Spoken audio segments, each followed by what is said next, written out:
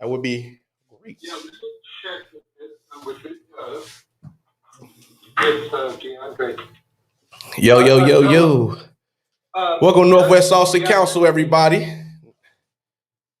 Starting a little late today, 6:30, but that was on me. It's a lot of things going on that's keeping me very busy. School just started back for me, so yeah, clap for that. Thanks for the applause. Thanks for the applause. Yeah, so school just started back for me. Last year, my doctorate. One more time. One more time. Last year, my doctorate. We need black doctors, and we need young black doctors from the community that's going to give right back to the community. So one more time for that, too. Look, this is a show full of applause, but the things that we're going to talk about don't deserve much applause today. Barry, so we, as usual, we have multiple ways to interact with this show. So you could do the Facebook, you could do the YouTube, you could do the Zoom. The Zoom is currently being dominated by Barry, who is loud. If he could mute it, I think he is muted now. No, he is not muted now. So yeah, Barry, if you could just mute yourself, please.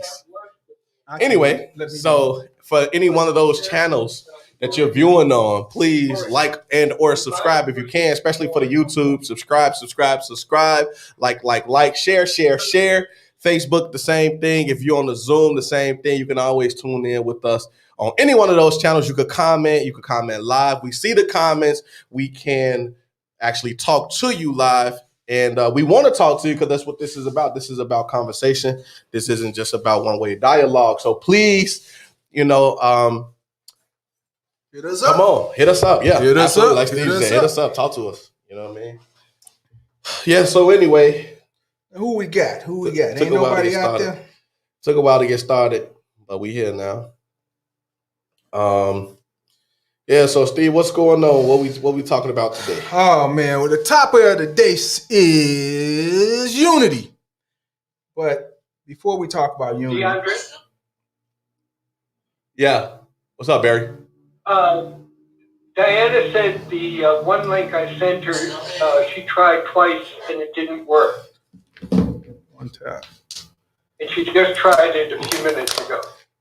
Okay, so let me try that. Let me see. I'm gonna go ahead and try to send her this one tap, Steve. Okay, and I'm gonna do one person I got to call. She asked me to call her earlier to get her in because she got a lot to say. Let's see.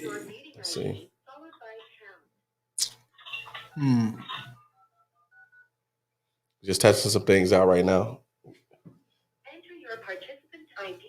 Doing a live call in. Let's see. We're gonna test this theory that this call in. Oh, okay. It's not the right one. So which link is that? Because it definitely didn't pop up. Oh, you know why? Because I think I sent her the Peacebrook thing. Oops. Yeah, didn't I tell you it gets confusing when it's like that? No, it wasn't. I know I had made that mistake. So the link you sent me was not the Peacebrook. Okay, all right. Well, let me try this one. Welcome to your meeting. Let's see. What is this?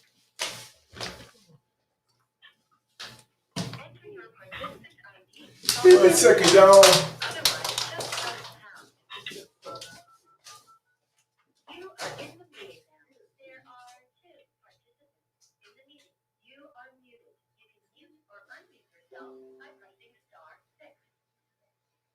Yeah, it works, Barry. I'm looking right at myself on the screen. So I don't know. It's the one. The same link. I'm gonna recopy it and resend it to you. It's definitely the same. It should be the same link, but just in case, I'm going to redo it again. If you would resend it, and oh yeah, it's the same link. You send me, I'm gonna resend to Diana. Okay, yeah, I'm resending it now, but yeah, it's the same link. I just Yep, just got it. Yep, it's the same one. Hey, I already did, Steve. I had already took it out. Diane is on.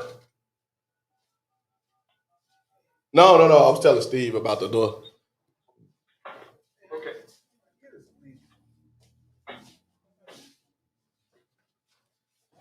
Oh, Yeah, you resent me the same one. So Right. I'll resend it to Diana. Okay. how we end up using this TV? The TV. Yeah. But Yeah. Oh yeah. I see myself back on the screen again. So that's definitely the link. So ain't nothing wrong with it.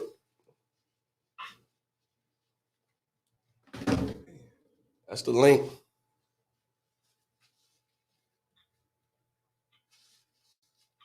Let me see.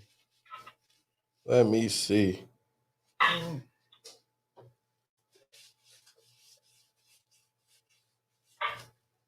All right. what we doing? What we doing? All right. So Let's see. anybody, everybody, somebody. Today's show, we're gonna be absent the congressman because he's down in Louisiana, surveying the storm damage and supporting the people down in the state of Louisiana, down in New Orleans. Yeah, I was talking to Barry earlier. Barry said he drove down there. I don't know. Is that what he said earlier on his birthday celebration? Yeah, happy birthday, Congressman. Yeah. Couldn't be here with us, and I missed the Zoom, but if you tuned into this, happy birthday, sir. Absolutely. Absolutely. Happy birthday. Well, the congressman is a legend. And as part of that legend, he's on his birthday down there, having driven down to Louisiana and driving back really early in the morning. I'd say he said 6 a.m. Oh, wow. starting out to come back. Right, right. Let me ask you a question, Barry. How do we sound? Are we clear or? Yeah. Oh very yeah, clear. no, I'm sure with that. Yeah, he definitely can hear us. But I'm saying, is that a speaker and? Yeah, And a input mic? output. Oh yeah. Oh yeah. Okay. that works. Oh, okay. I Yeah, didn't know that. definitely That's input, good. That's output. good. Now we got something. We got something handling. Now we handling something. So as I said earlier, today's topic is about unity. But before we speak on unity, I want to touch base on a few things, namely the violence that's going on and the unfortunate death of an individual that DeAndre actually walked upon yesterday during a peace and prayer march in what would that be? Garfield That was Park? Garfield. Garfield Park yeah. area. Garfield Park. Um, Right off Kedzie and Madison. yeah, go ahead, DeAndre, if you don't mind. Yeah, so about 4 p.m. yesterday, I met up with a group of individuals. Pastor Pastor Easley, his group was putting together a march for prayer against poverty and increasing wealth, so to speak. And so essentially from Chicago, it was originally scheduled to go from Madison and Kedzie to Madison and California. And it was about praying over the community in that area as well as the businesses in that area for restoration. And as we were moving east on Madison, of course, we stopped and prayed for the individuals that we saw. The church, they provided just like some sandwiches, packaged sandwiches, some grapes. They had prayer oil for those that were in need of, that wanted to take some of that with them. And they had water and Bibles to give out. And as we were marching along and praying and giving Bibles out and giving water and food, we went to the first block right off of Madison and Kedzie, which is, I believe that's Albany. One Yes. block east is Albany. And so as we turned that corner, we encountered another group of individuals and did the same thing. Obviously, prayer, food, grapes, water, prayer oil, whatever they were looking for. And so as you come, if you go down that block, there's an alley to the first alley on the that would be the west side of the street. And a couple individuals were sitting in that area. They created their own tent city, so to speak. So they had their tents propped up. They had clothes in a shopping basket. They had a few pieces of furniture, namely chairs. And there was one individual literally sitting on a chair. He was folded over as if he was in a very prone state. He definitely wasn't moving anything. He was folded in half, like in a position that is very unbecoming if you look at it, because it's like, yeah, this guy is very limber, or he's probably dead, right? And the latter was true, actually, because you could see his hands and they were literally blue. So you're talking about a group of people who went out to go pray for a community, and while inside the community. Now, I heard many of them remark that they had no idea that this type of situation existed. Many of them had not seen things like this, such as a dead body right out in the open amongst other people, right? Many of them had not seen the devastation in our community, where there are just a group of individuals that this is normal for them. This is their life. And so, yeah, as we walked upon this guy, first of all, I noticed that he had flies like legit laying on him. They were all over his head, flying around his body. And again, his hands were very blue. And this was a black man. And his hands, the palm of his hands were very blue.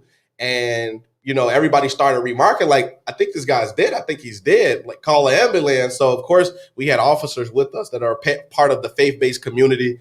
And they were obviously ushering us throughout the community as well. And so they called the ambulance. And there was a gentleman sitting right next to him, his friend. And apparently they both had gotten high together. This guy must have OD'd off whatever the drugs were. And his friend had no knowledge of him being dead. So as we approached, the other people that was from that particular community started going to the guy, his friend, like, "Hey man, wake up. You guys, like they shake him, pick him up, do something." So he's looking, he because he's coming out of his drugged up state. He's like, "What you mean? What's going on? What's up?" Yeah. So now they're like, "Man, shake him, wake, try to see." So, it to no avail. Eventually the ambulance came, they picked him up. Now, for me, I've seen things like this before where I thought, okay, well, maybe he needs a shot of Narcan. And for those that don't know, the Narcan is for those individuals that OD. You hit them in the chest area with the Narcan, you distribute it via like an EpiPen type of situation, and they will immediately come back to life. Now, sometimes you hit those individuals with that Narcan, they're going to be pissed at you because first of all, you just blew their high. They scrounged around looking for money to get this high, and you just blew it by calling somebody to save their life. That is the situation that we're living in. But that being said, I did ask one of the officers, okay, well, were they able to give him a shot of Narcan, and did that work? And the officer said, well, no, unfortunately, there was nothing that could be done. He was already gone. So we literally, as we were going through the community to pray for prosperity and the end of poverty and violence in the community, we happened upon somebody who was dead. And for me, having to be totally honest, I'm so desensitized. I got to be honest. I am desensitized to what goes on around me. I grew up in this situation. I've seen these things. I've had uncles, not OD, but, well, yes. No, actually, if I could think, I've had uncles OD in front of me. I've had people use drugs in front of me, so I know what it looks like, So for me, I was just like, sad, But the others, they were really, devastated by this, and it's it's difficult to imagine. And there was a young woman out there that actually talked about the fact that this is a natural occurrence. She said that's the second dead body in as many days. She said that these two houses right here, pointing to the houses on the corner, they're distributing very hard cocaine. And she said C and D, cocaine and rocks and probably some heroin and who knows what's all mixed together. And she said these people are out here and they usually turn up like this. And this isn't new, And she said she asks those individuals, like, what drives you to using such hard drugs? Why not just continue to use like marijuana or something that wouldn't lead to your death? And she said those people were telling her, man, I need this. This makes me feel good. This is the only thing that's saving my life right now. And ultimately, the same thing that's saving them is killing them. So that's what we're looking at. That's what we deal with. It's rough because this is what we deal with. this is the heart of the 11 district. 11 district sits in between the Garfield Park community, part of the West Humboldt community, and Lawndale community.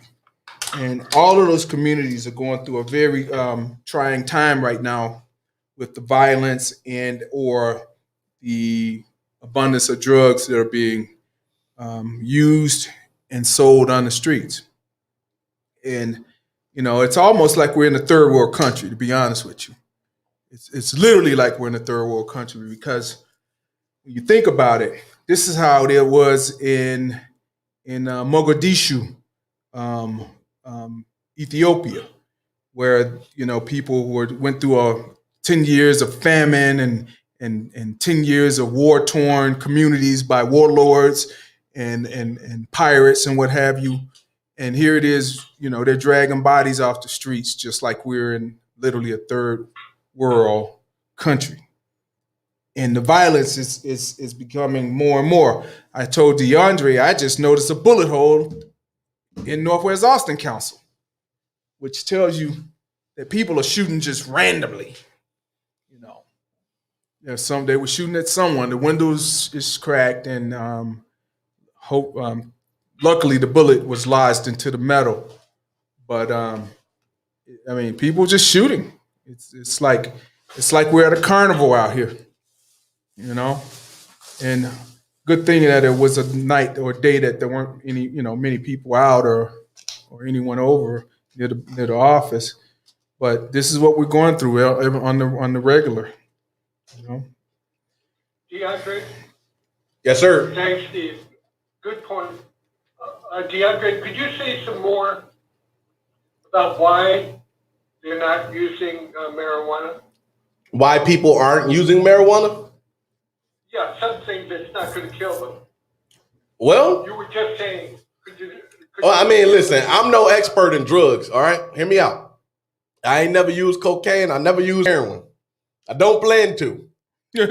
So I can't speak to why another individual will use a stronger substance than marijuana to medicate, right? But from what my understanding is, these drugs are much more potent. The effect lasts probably a lot longer.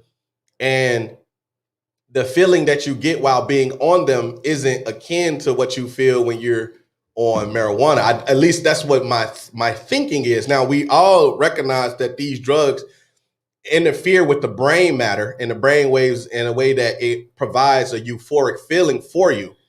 Now, that isn't often associated with marijuana. There are different types of marijuana that gives you different types of feelings. You know, sometimes you might have a sativa, which is more of an upper, give you a little bit more of energy.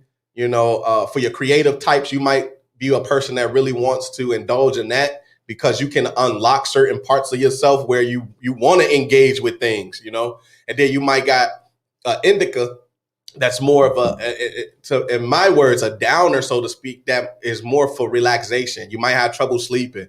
You might have a little insomnia or something. You know what I mean? You might have experienced a very long day where the mood was just not right. So you want to bring it all the way down, you know. And then, of course, you got a hybrid of both where you can feel like a full body high that can give you a different type of feeling. So maybe neither one of those types, an indica or sativa, just won't do for that individual. And so they're like, man, I got to go all the way to cocaine. I have to go to this drug that makes me experience euphoria. And you're talking cocaine in various states. Yeah, cocaine in various forms, you know. Yeah, absolutely. Or I got to go to heroin because cocaine no longer does it for me because I've taken that for so long. And I think most of these drugs they continue on the scale of how you call it, like intensity, you know.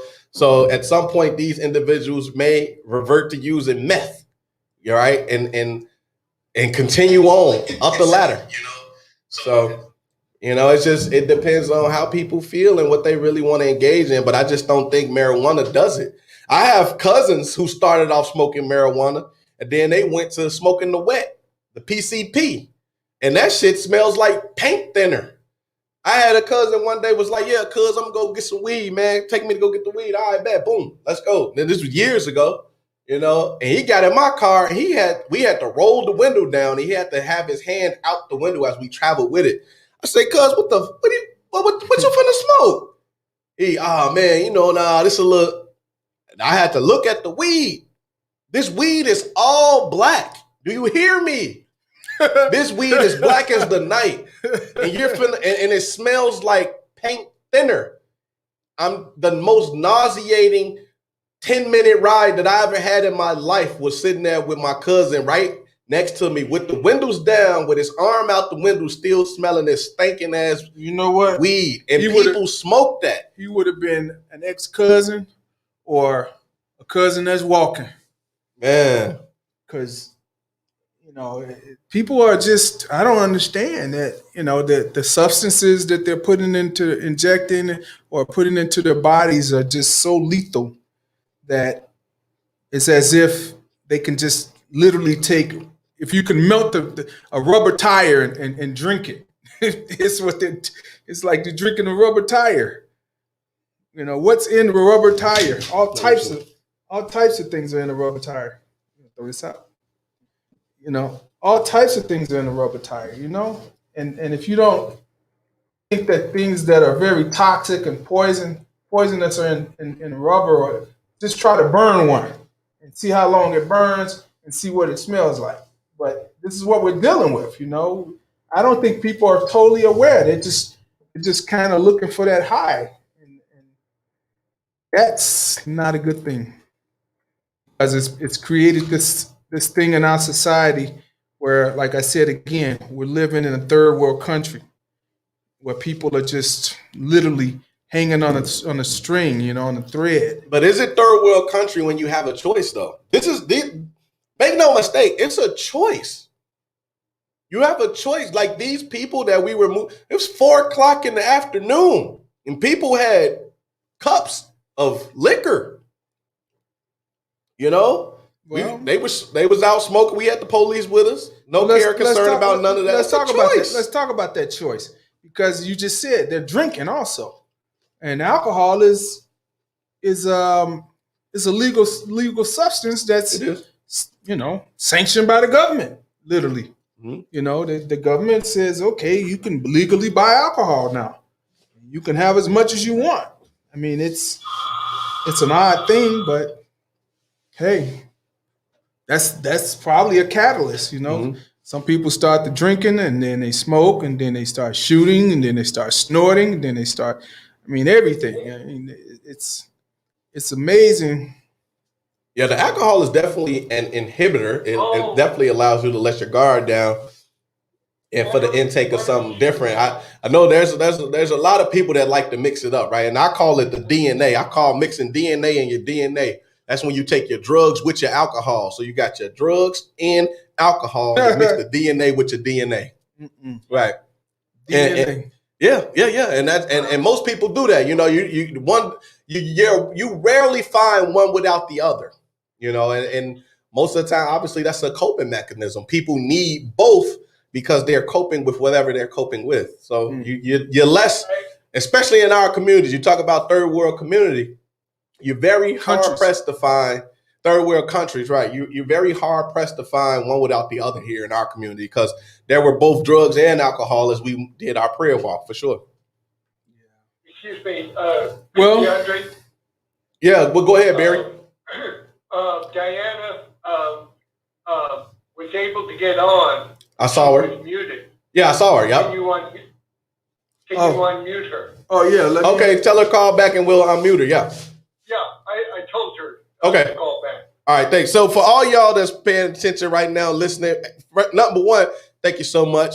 Listen, we have these conversations on Sundays from 6 to 8. Now, today we started a little late. That's because there's a lot going on.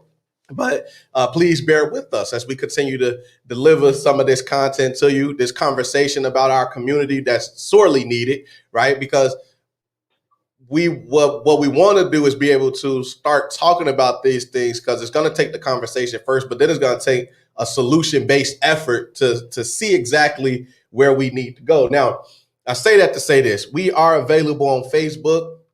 YouTube, Zoom, various platform and media for you to consume this. And we can't see your comments as you comment. So if you're coming in, drop a hey or drop a comment. Let's just talk about these things. It's all about conversation. So, and if you can hear, I'm sure you can hear our individuals that's listening in on our Zoom too. So they are here as well. So we had a comment from Treetop Flyer. He's one of our friends from Oak Park. Thank you for tuning in. And he says, substance abuse is a symptom. The problem is the devaluation of people. He said, if you don't have self-worth, you devalue yourself. I'm going to agree with you. I think so. I believe one of the biggest issues in our community is a devaluation of self. There's a lot of people that talk about the rampant violence that we're experiencing, and they say that violence is attributed to the fact that no one has respect for life anymore. Yeah, well, when you devalue life, and when you devalue your own self-worth, absolutely, you're not going to have respect for it. You don't give a damn, So yeah. So I'm in agreement with you, our friend from Oak Park, and thank you for tuning in. Let some more people from Oak Park know, because we trying to get the West Side in the dough. We want to build better connections and stronger connections with Oak Park. For whatever reason, and Steve talked about it last week, there's a Teflon barrier between Austin and Oak Park. None of the bullets fly from Austin to Oak Park. How did y'all do it? What kind of Doctor Strange spell did y'all conjure up so that the bullets can be deflected from Oak Park? For real. It's a Teflon dome. Is Diana unmuted? Yes, hold on. We have a caller. I think I am. Yeah, you're unmuted, Diana.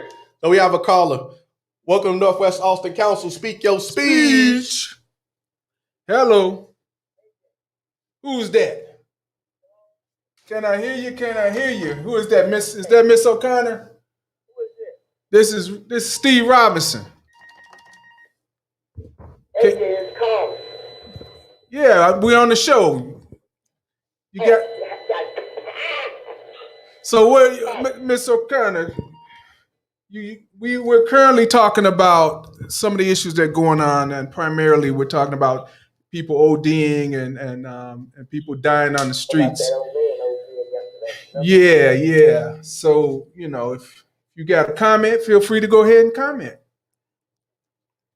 About the ODing. Yeah, we're talking about people in the communities, meaning the West Side that are been old. There's been. Say again.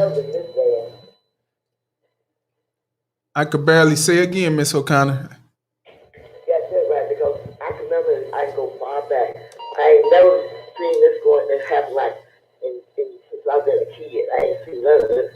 This is all these new generations. It's everything. Yeah, it is bad. I mean, There's nothing wrong with Chicago. Yes, I don't know what they're trying to do to Chicago. They're not wrong with this city. I would stay here in Edison. I've been to a lot of cities, but our young people is the cause of this. Yeah, well, people don't want to walk down the street, go out the house. Well, I think, let's be clear though. The young people are a result of what they grew up in, and they didn't create the situation that they was born into. The only thing they can do. A lot of people ain't never been downtown. You can't go by that. I got 4 kids. My sister got 4. My other sister got 2. And my other sister, my brother got 5. So, all of them came up in Chicago. Okay? They went to all the good schools. And all of them rather not picking their own self. So then I have friends that grew up with big, because my girlfriend her mother had 6 girls, 6 boys. They all did for themselves. It ain't that some people have it too good and they just show their tails, that's all. You got that? Some kids have it good. You got kids that have had it bad. But the majority of the ones that had it good, that's the one that acting crazy. Okay. So what I want to do is I want to let our individuals that's watching in from Zoom comment to Miss O'Connor. She said that some of these individuals have it good. They just want to show their ass. So what do y'all think about that? Is the young people just out here showing their ass, or is they a product of their environment? Very cool. All right. Go dial in the show. Zoom, y'all got anything to say? Yeah, I'm thinking about it. Oh, okay. Diana? Hey, DeAndre. Yeah, I hear you. What's up, Diana? Thanks. Can you repeat that a little slower so I can get you real clear? I hear part of it, No. but So I was saying Miss O'Connor is saying that some of these individuals, they're coming from good backgrounds. They just want to show their ass, these young kids. And I was saying that these young kids are a product of their environment. They were giving the situation long before they got here. hello? What they are growing up in is what they are experiencing. Okay, I have a comment. Yeah, go ahead. Thank you. I think you're both right. And you're both more accurate than most people realize. My mother works with a lot of people, or had worked with a lot of people who are very affluent. They live in the suburbs, or they live downtown. She has clients like that. And, she did housekeeping for a few years.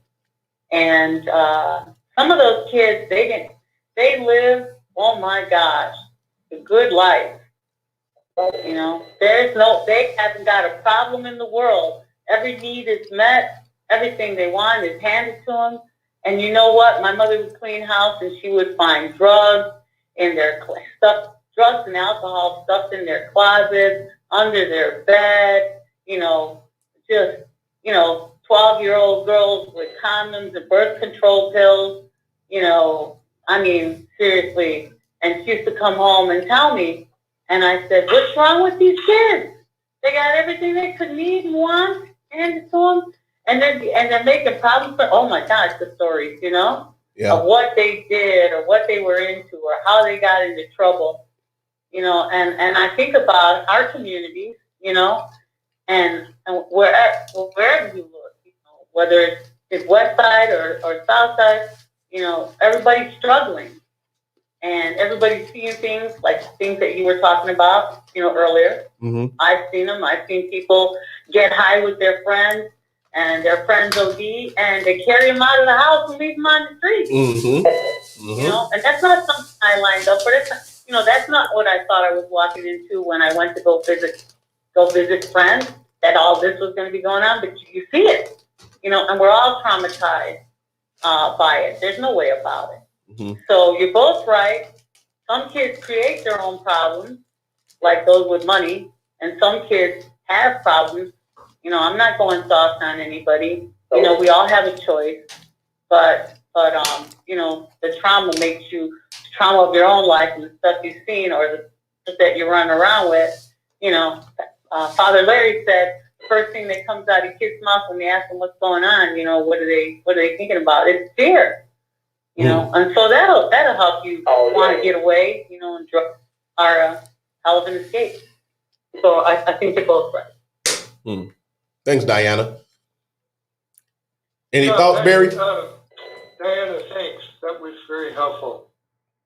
It seems to me that that meaning is absent for rich and poor, and opportunity. It's a tough time, opportunities wise, in regard to the dollar. And then a third thing comes to my mind, which is that the traditional ways of doing things are disappearing. Like what Donald Trump did when he was president was get rid of, he would do outrageous things, seemingly outrageous, for the people who were not his supporters. But what did he do, though? What did you mean? That kind of thing goes all the way down to the gangs, where, the tradition of strong leaders doesn't seem to be there. And it's more people acting, if they want to kill someone, they don't need approval.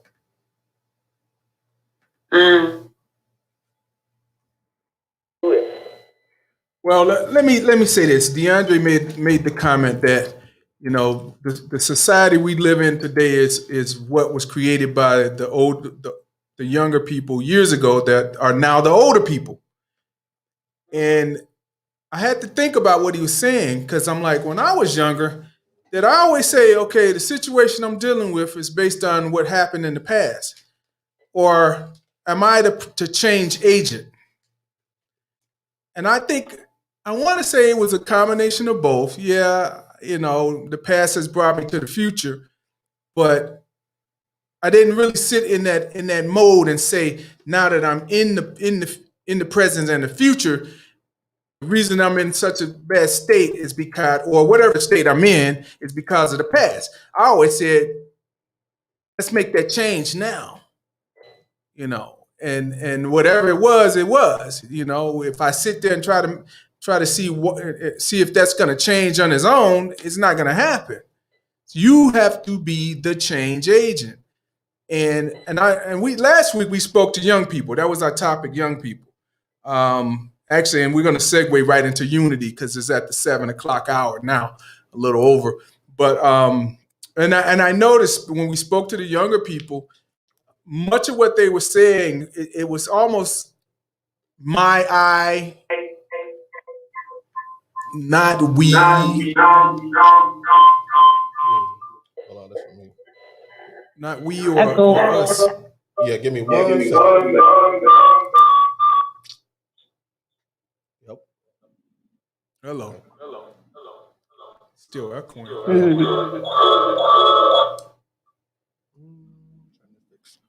Sorry, I'm trying to fix something here.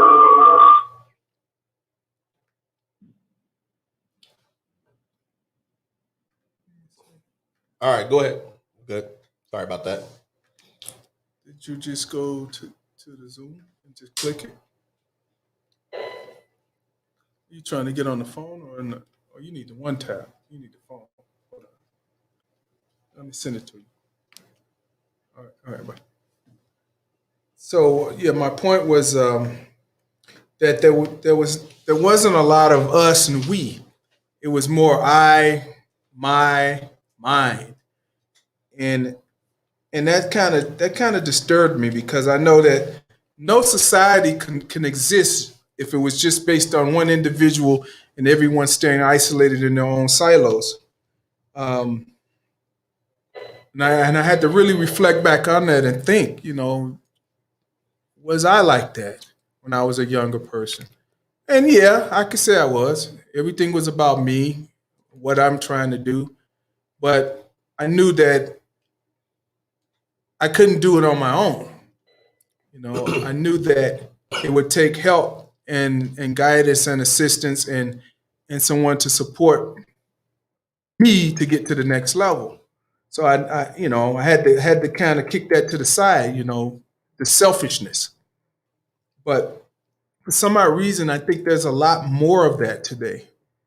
And I could be wrong. It could be the same level. I mean, humans haven't evolved that much in the last 300 years, I don't think. I think we're the same humans from 300 years ago.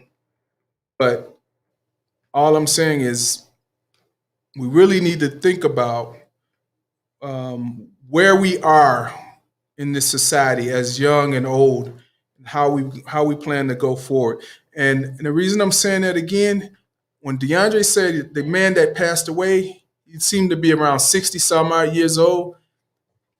That's the age group that I notice a lot of these people, you see them out there just like, zoned out.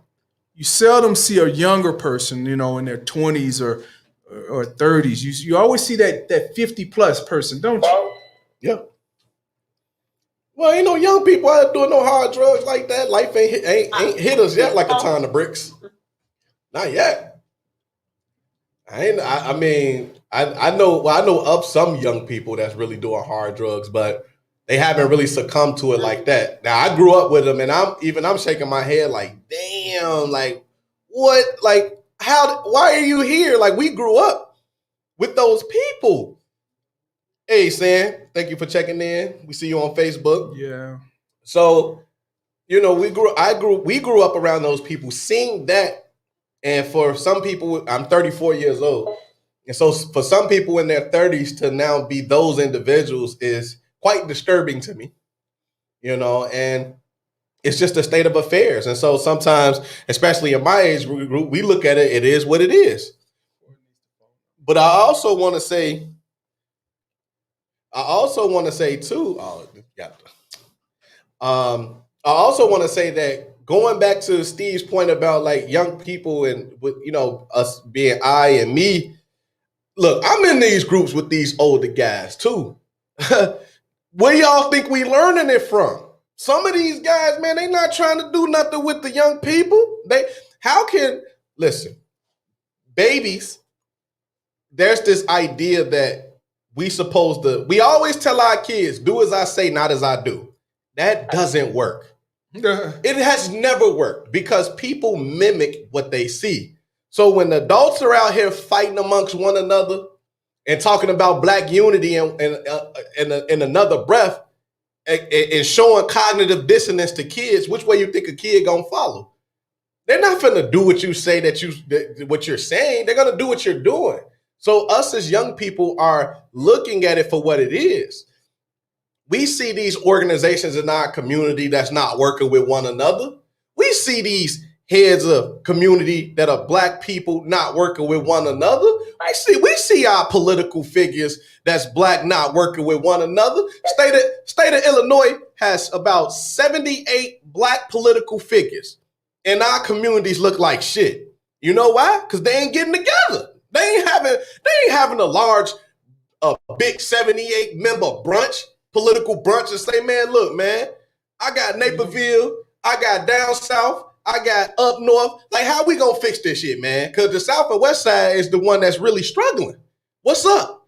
They don't come to the table like that, and we see that, and we know that. Okay, hold on. So you gonna, in one breath, tell me I'm supposed to be about the collective, but you ain't showing me what collectivism looks like.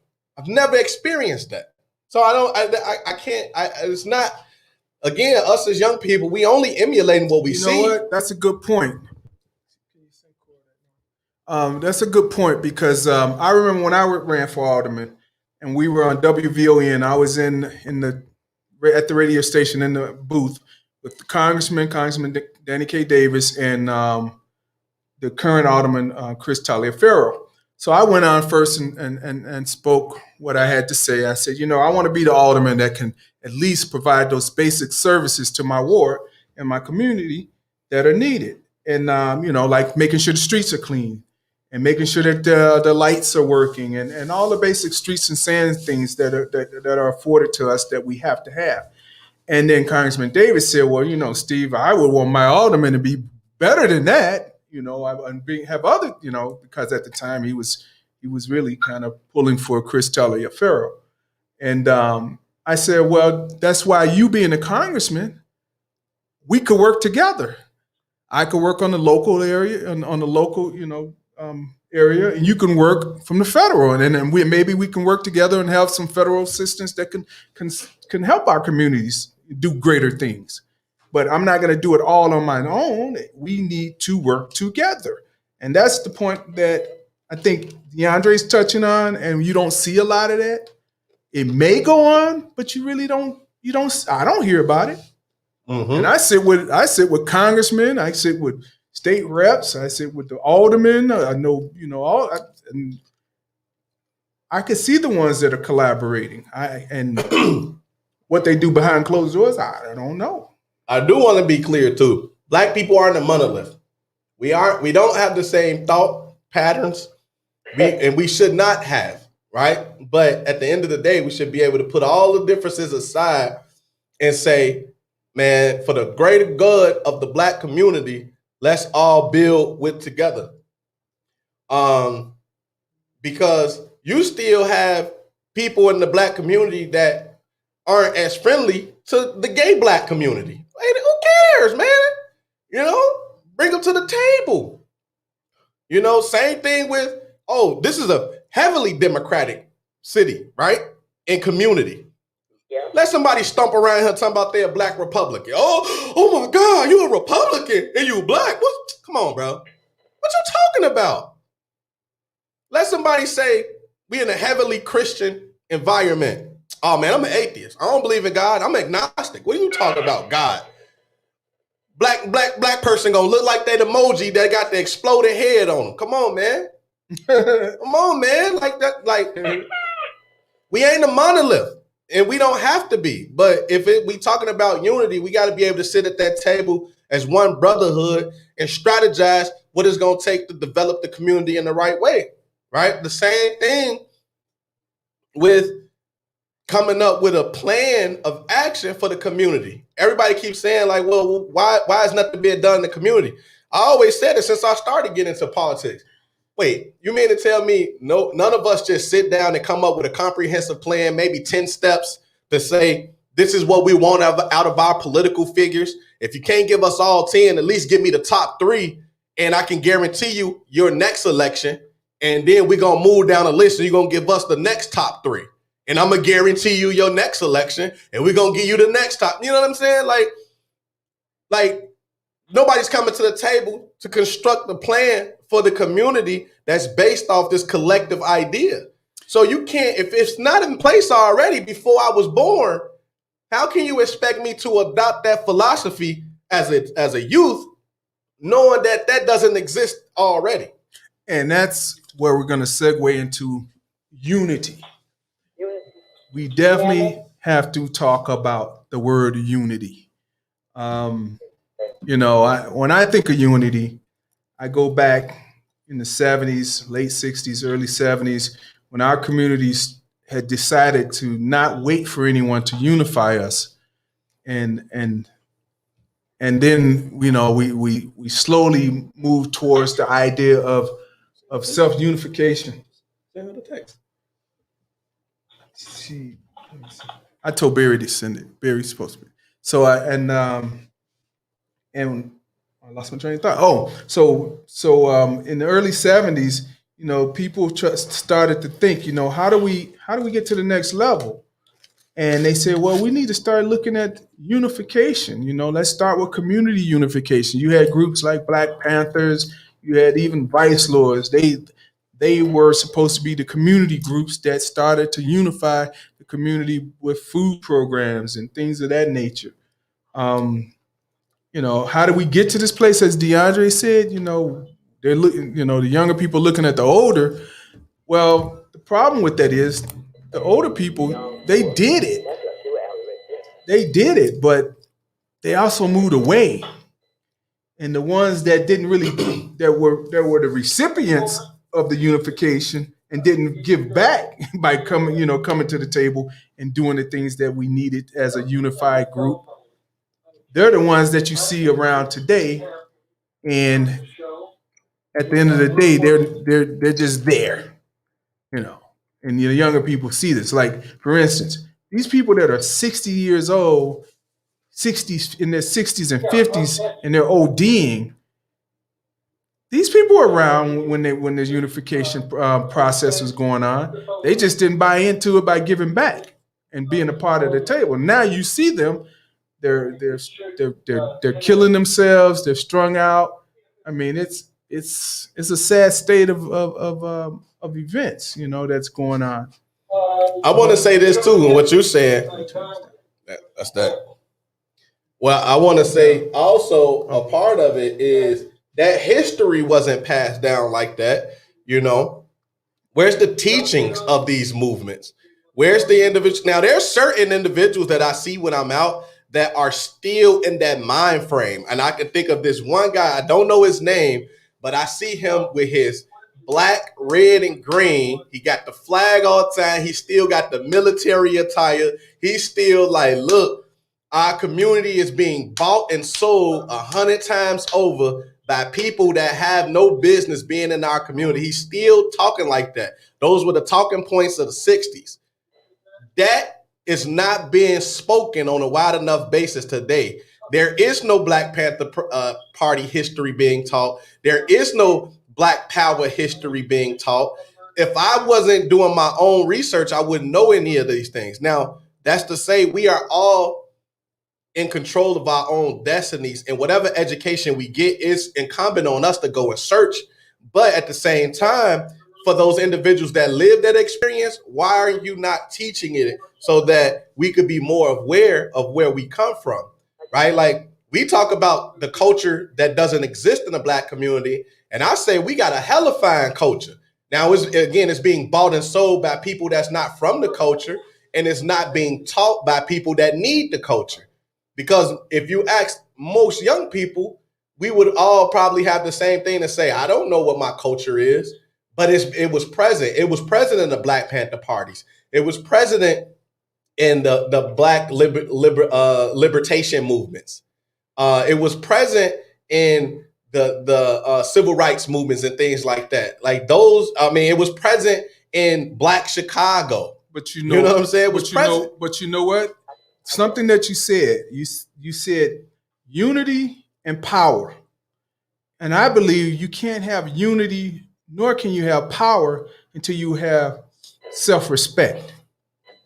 You have to know how to respect yourself.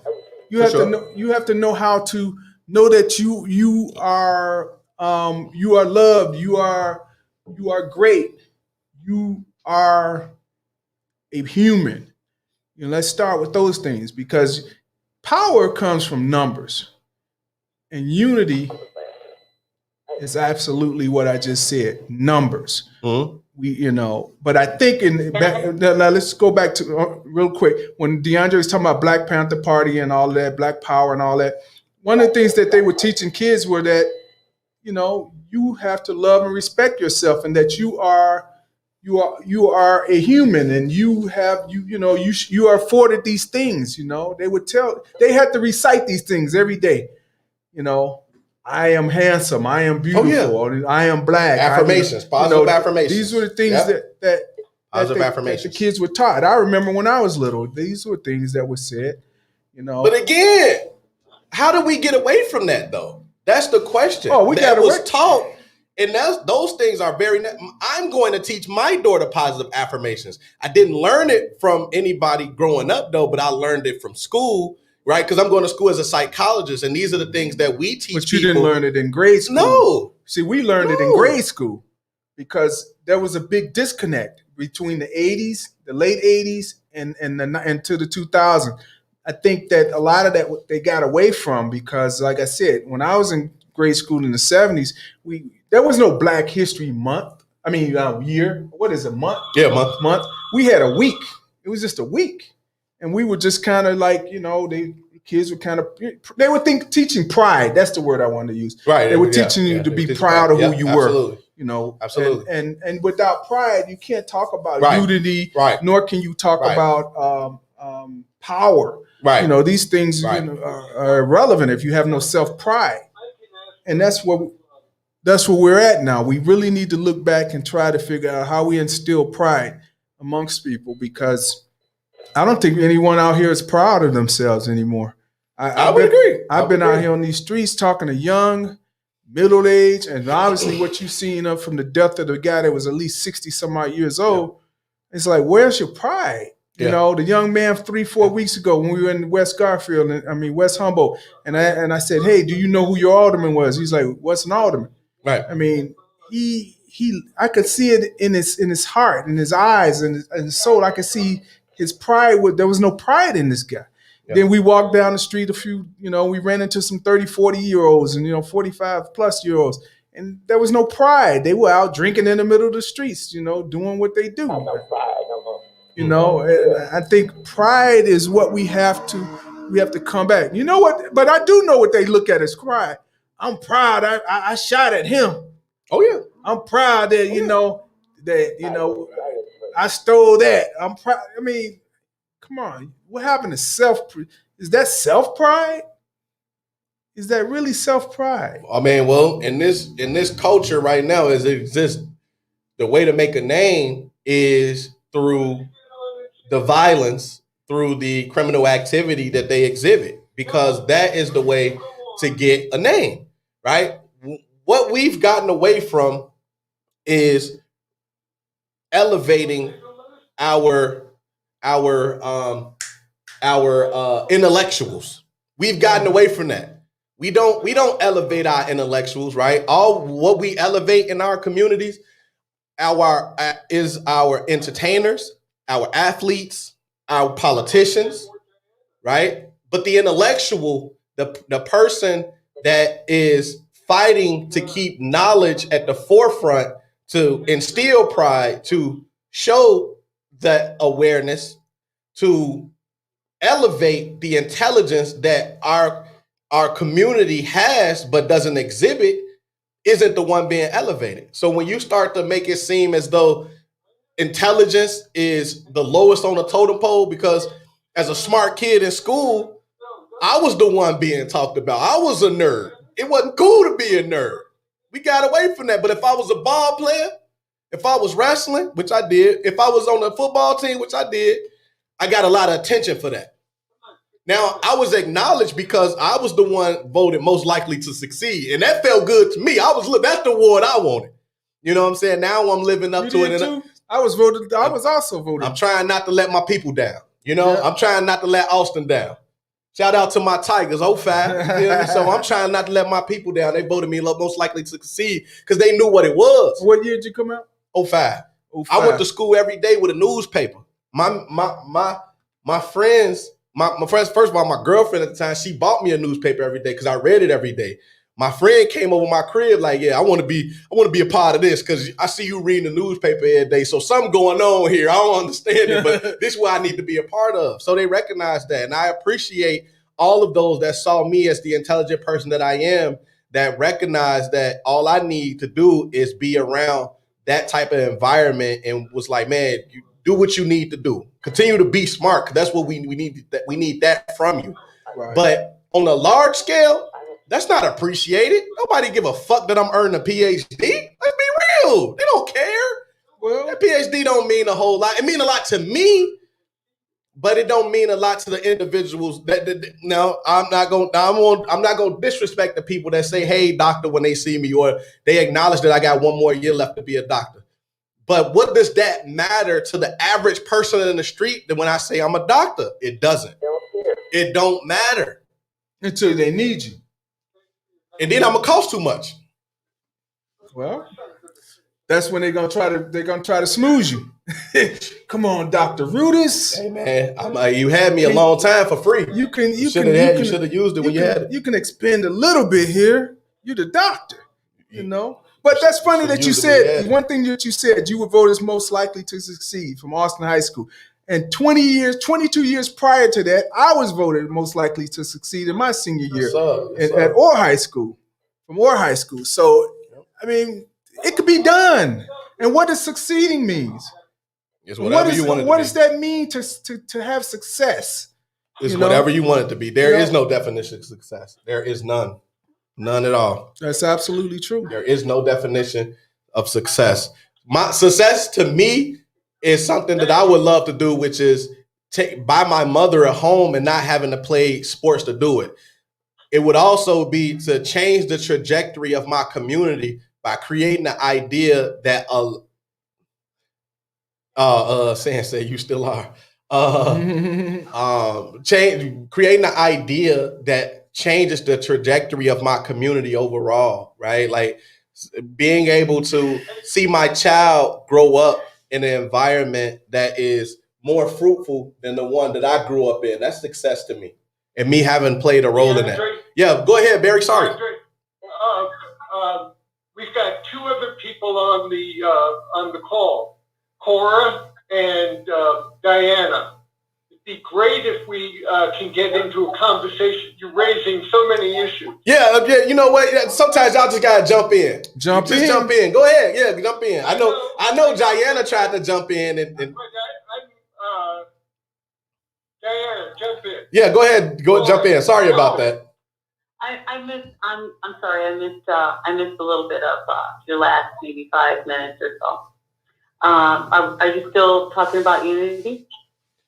Absolutely. Yeah. I mean, we just what does having a conversation. What does it take to unify? I can't hear both of you at the same time. I'm sorry. What does it take to unify? I'm sorry. Could you repeat that? What does it take to unify? What does it take to unify? So I think that the best answer to that question is for us to all find a common goal or a common enemy that unifies people pretty quickly when you come down to brass tacks, right? When there's a need that everyone feels, people normally gather together no matter who they are or what their preferences are. So how And can so we do that? that huge need overrides, our own preferences. I think that the next thing to say is, like, once we have identified what that is, and I see us all struggling, people of color struggling to identify that, So unity is I guess when we all say, there is an equity problem, and I believe that everybody is on that. Where we're falling down is when we start to say equity for me means this, and equity for us means that, and so we're still like compartmentalizing. We're still separating ourselves with our own issues. What our passions are. I hear DeAndre, which is totally respectable and upright, to say, I want my little girl, because, if I was in DeAndre's shoes and it was my little girl, I would want the same thing. I have done that when my kids were little kids, so that's all right, but, and I don't mean like that's all right. I mean that is the right, just thing to do, but he can't do it alone, which was, I think, what Steve was saying. You can't do it alone. I realized I needed others to help me get to that next level. And so when we come to that point, the person who is passionate about their particular position or their particular need for that overall general demand for equity across people of color that's when we drop this thing, I'm Latino, I'm Asian, I'm Black, all have seen injustices. Nobody comes through life, untouched, unbruised, uncut, unbroken. We all have, even in our own communities, we all have our own, cuts and scrapes and hurts and pain. So when we all wise up enough to say equity across the board, and we all say we stand together for that, that's when I'll go to an earlier point, when we have numbers and we organize. We can't look to politicians to be able to go to a politician and say, oh, this is our problem. Why aren't you guys fixing our neighborhoods? You're Black like me. There's 78 of you. And how come, our neighborhoods don't look better than they do? No, you go to the politician and you say, there are 132,000 of us who are demanding equity in these communities. And, out of the 132,000, maybe 68,000 are his constituents. I know in Belmont Craig alone, there are 86,000 people. And you know what? We don't even have them all counted because a number of us are undocumented. So when we start going to what they consider precious, which is votes, and we start standing together without any consideration for, who we are as individual groups, then I think is when we unite and when we have our power and say, equity, bring it or leave. And I think that's when we'll start to see some change. But there's a lot to happen in between time because you know what? Everybody's been hurt really bad. And everybody wants their justice, which is right. So it's a big thing to overcome, It's a huge thing to overcome. I think it's going to take the Facebook, I think it's going to take organizers, and it's going to take people to stop looking for someone else to solve their problems. I can tell you. My comment at the end. Well, I can tell you one thing. I recognize and I know that the West Side been this way for 60 years after the King riots. And I'll be damned the West Side, if I got kids. when I'm 94, that would mean 60 years from You're a now. little echoey. You're a little echoey. Can you slow down a little bit? DeAndre?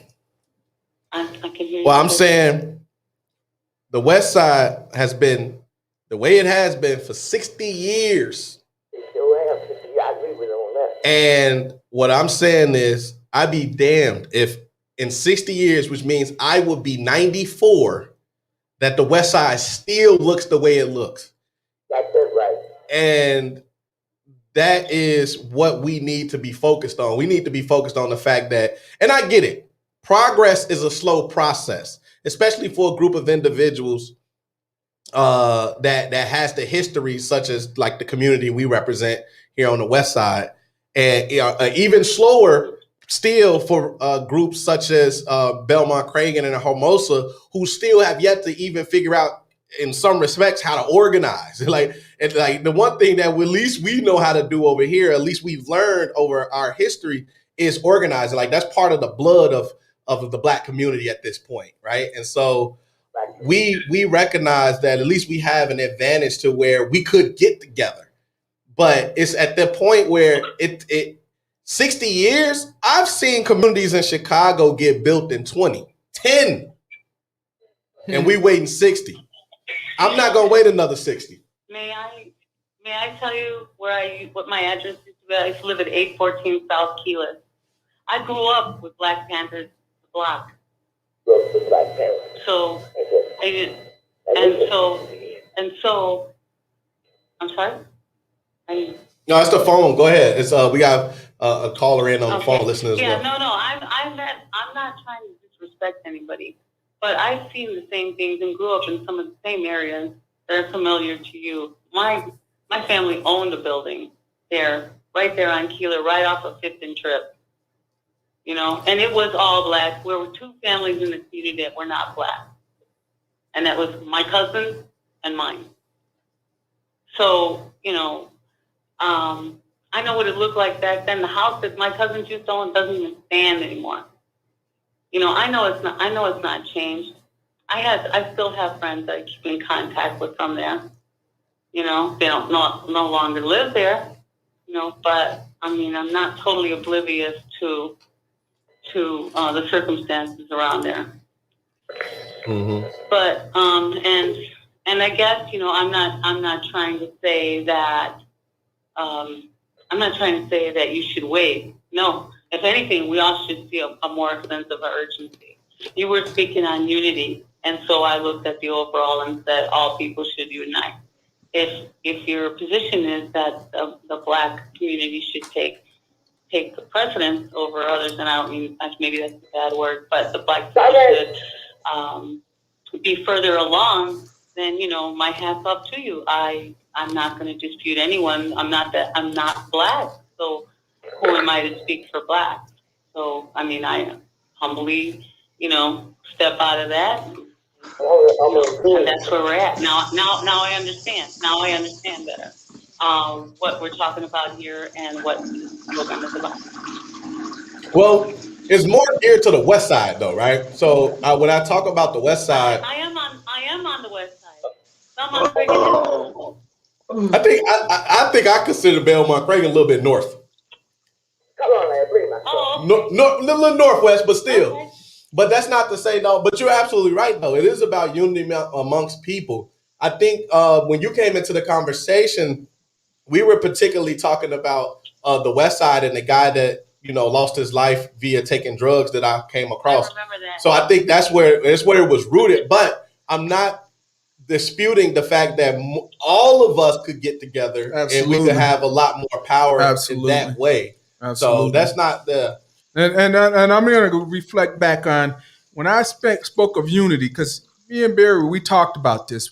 We said, you know, I said, well, you know, we got to talk about Black unity. And then Barry was like, well, you know, when you say Black and you say Black Lives Matters, people get all bent out of shape.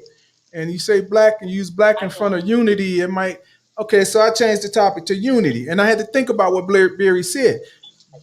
When I say unity, I mean, people coming together collectively and staying steadfast on an issue or topic to make a better situation or change.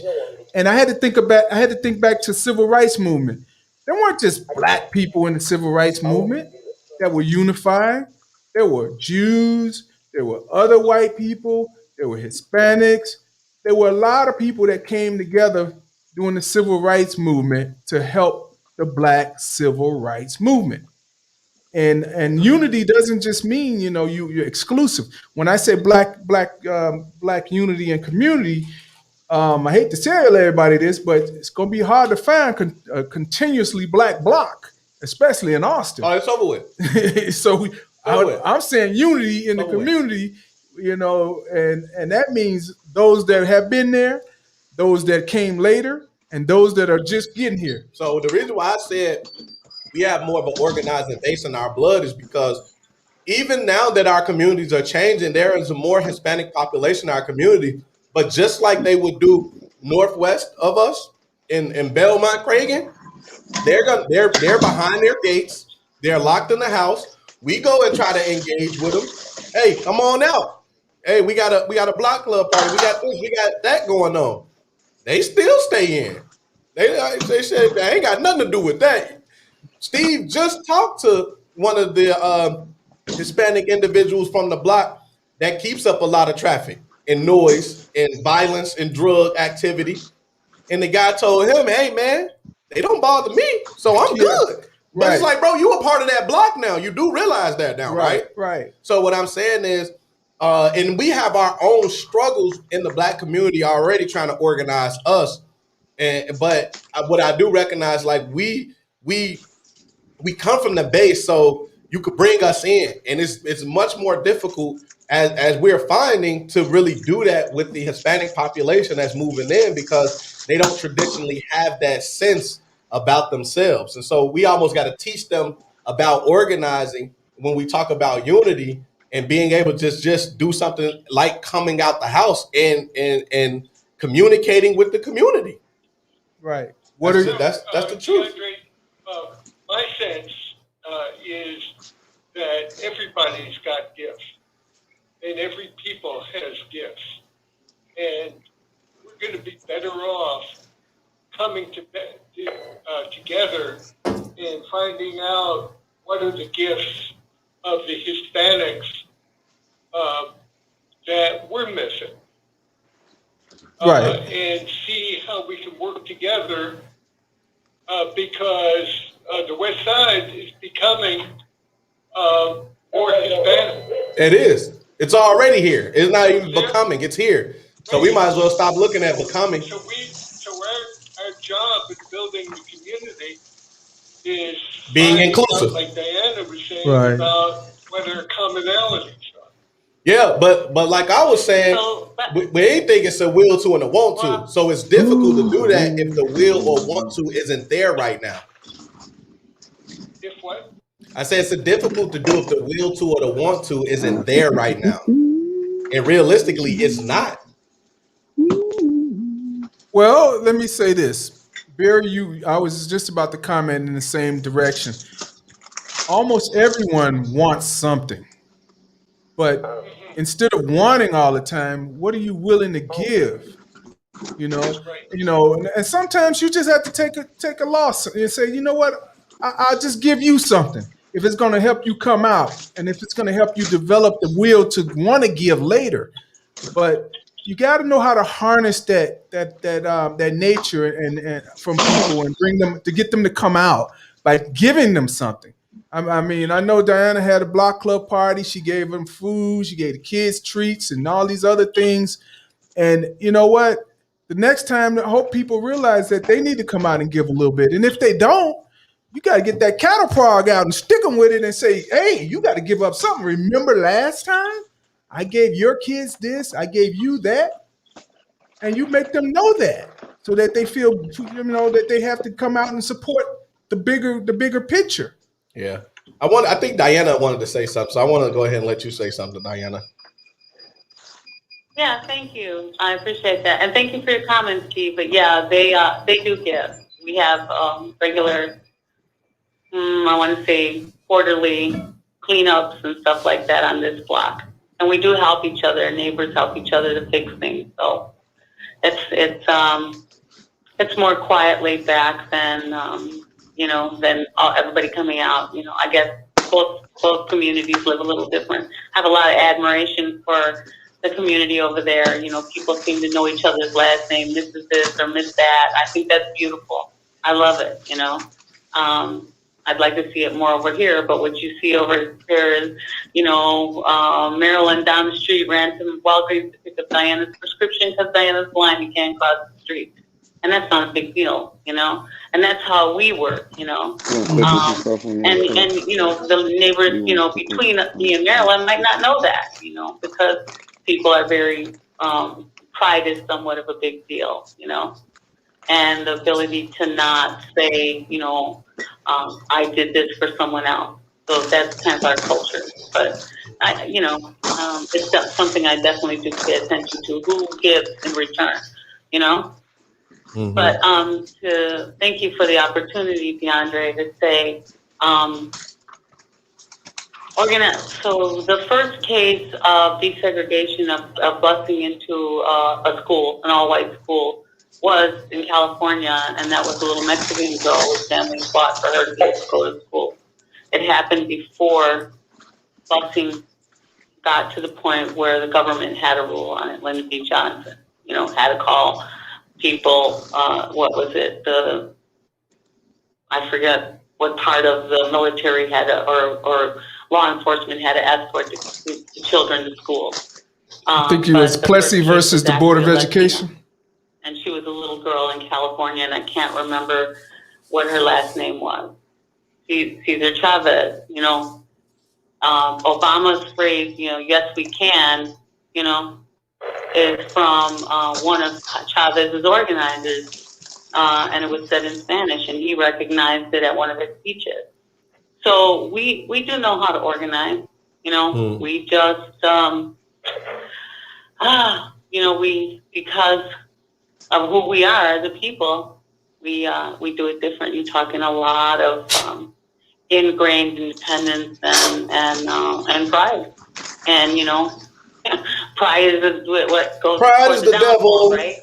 And so that's something that what J. Cole said. Pride is the devil. With, it has to be. It has to touch them. It has to touch their skin, as the Bible says. Until you touch their skin, skin for skin. Until you touch their skin, they're not going to move.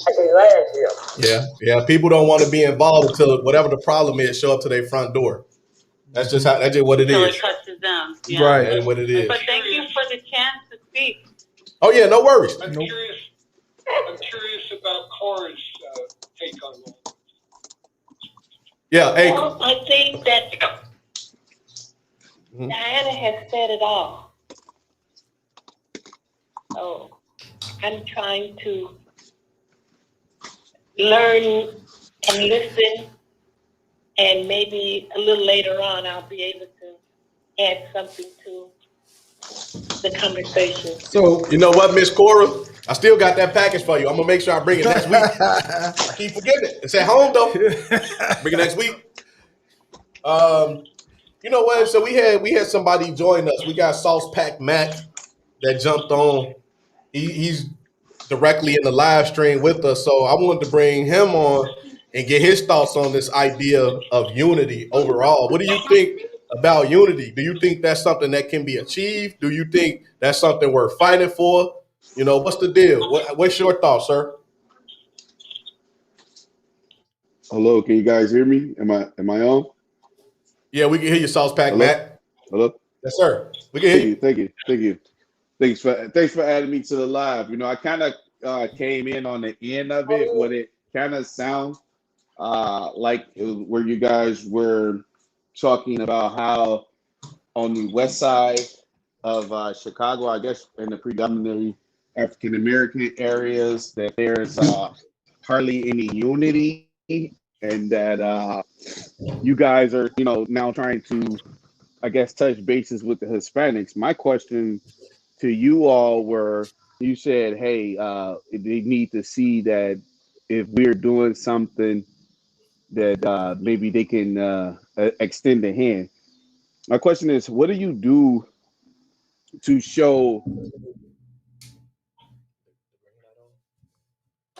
All right, I'm listening. Go ahead, brother.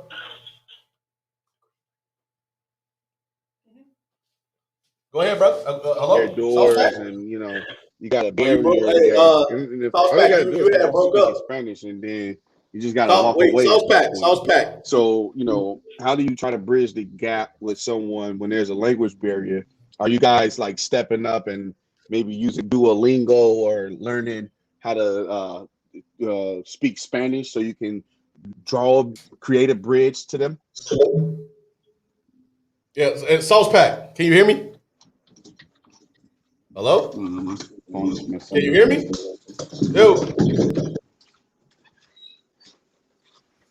Yo, Yeah, I Sauce don't Pack. know. I can't hear anything you're saying, though. I don't know Sauce if it's my Pack. end or you guys is in. Hey, can you guys hear me? I can hear you, DeAndre, but I can't hear the Yeah. speaker. Okay, hold on. Let's see. Yo, Yeah, so I took you out. know. Hello, Sauce Pack. Sauce Pack. Hello. Yeah, I don't know. Can you hear me? Yeah, I don't know. We lost him. Yeah, I don't know what happened. Well, it sounded like the Sauce Pack said he came in where it sounded as though we were talking about building coalition and organizing amongst the Black and Brown community. But he was saying that when there's that language barrier present, what are we doing to really help with that issue to circumvent that? He's like, were we using a program like Duolingo or something? Are we teaching our community Spanish so that we can communicate better? And which is something I totally agree. I've never met a Hispanic person that didn't at least smile when you tried a little bit of Spanish. Hey, Larry, You know, you ever had a Spanish person ever give you a hug? Oh, Yeah, go ahead, Diana. It was just we got the caller on the line, so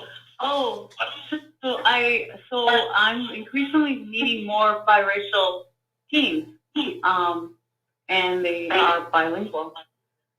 And oh man, I just Brian is an amazing young man. He's I think 14, and it just impresses the daylights out of me. He's biracial, and I think you know what that I think the gentleman who asked that question brought up a good point.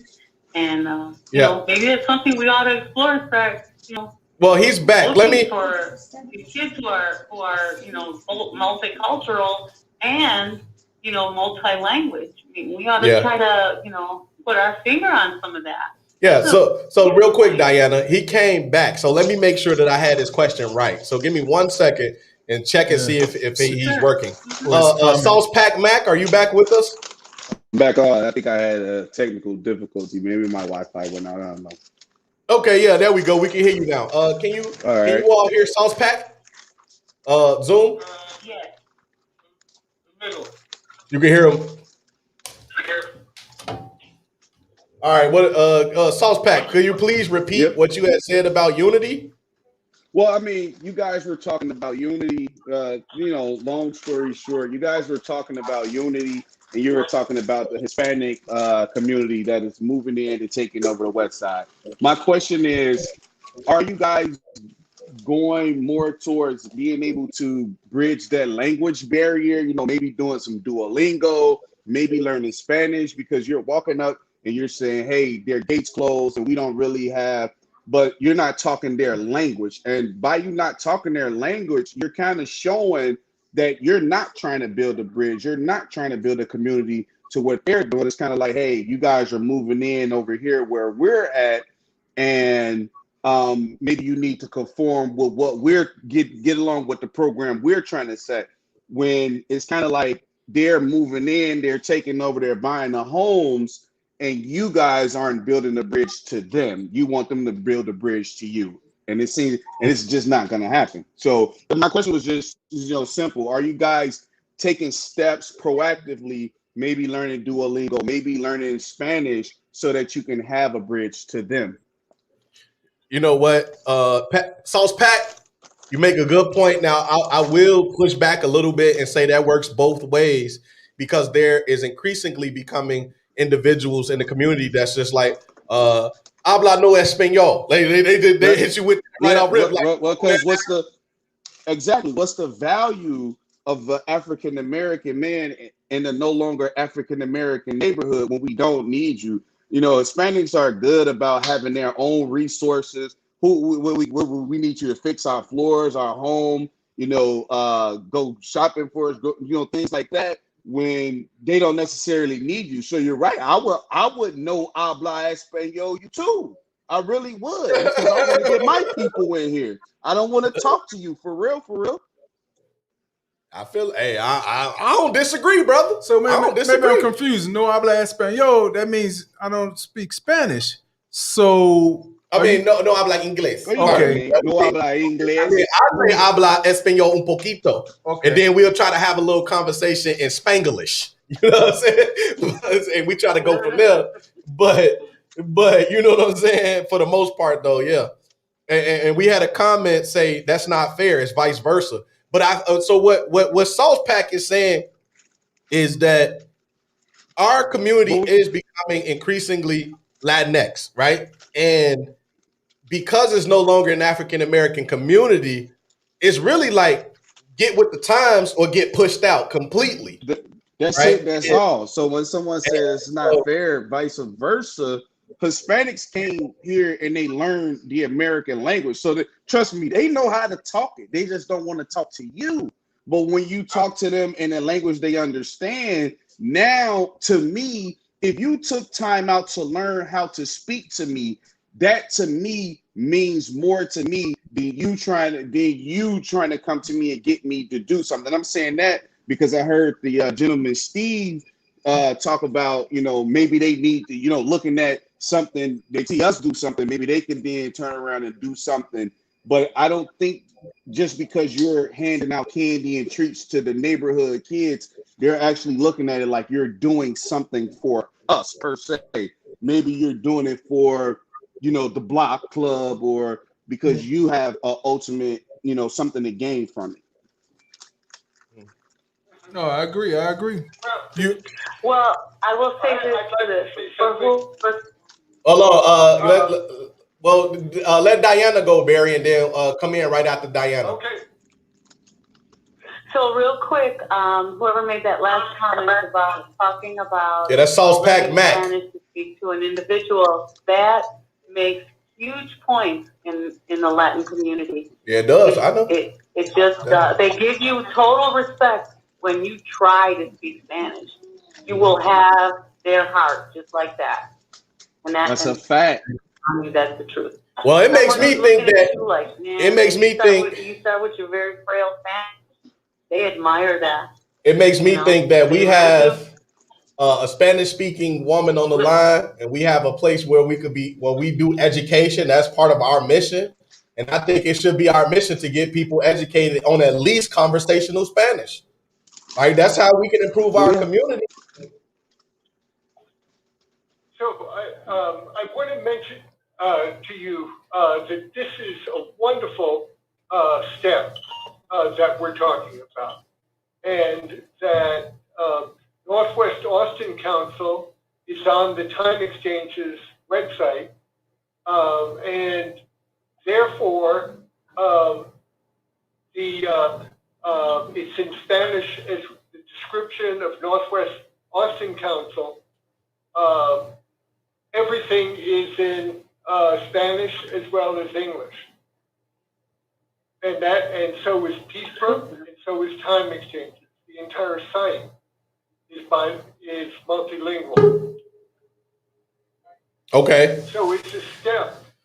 So what I'm saying is, and Diana has often mentioned putting out leaflets, one side in English and the other side in Spanish. And I think this is a wonderful direction that we should move in. Well, I want to bring up two commenters. That one, San Allen, says to Sauce Pack Mac, you're not being entirely fair. The mode of understanding is universal in all cultures, meaning that relationship has to be both ways. They have to show the ability to say, I'm trying in English, can you try in Spanish? And in order to build community. So I do want to say that. And then we had another individual on Facebook, Claiborne. He said, honestly, I think learning Spanish is not the key, but if we come to a common ground, what do we have in common to move our community forward?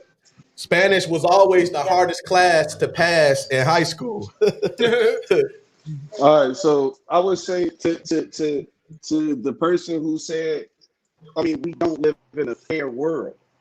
You're trying to enact change.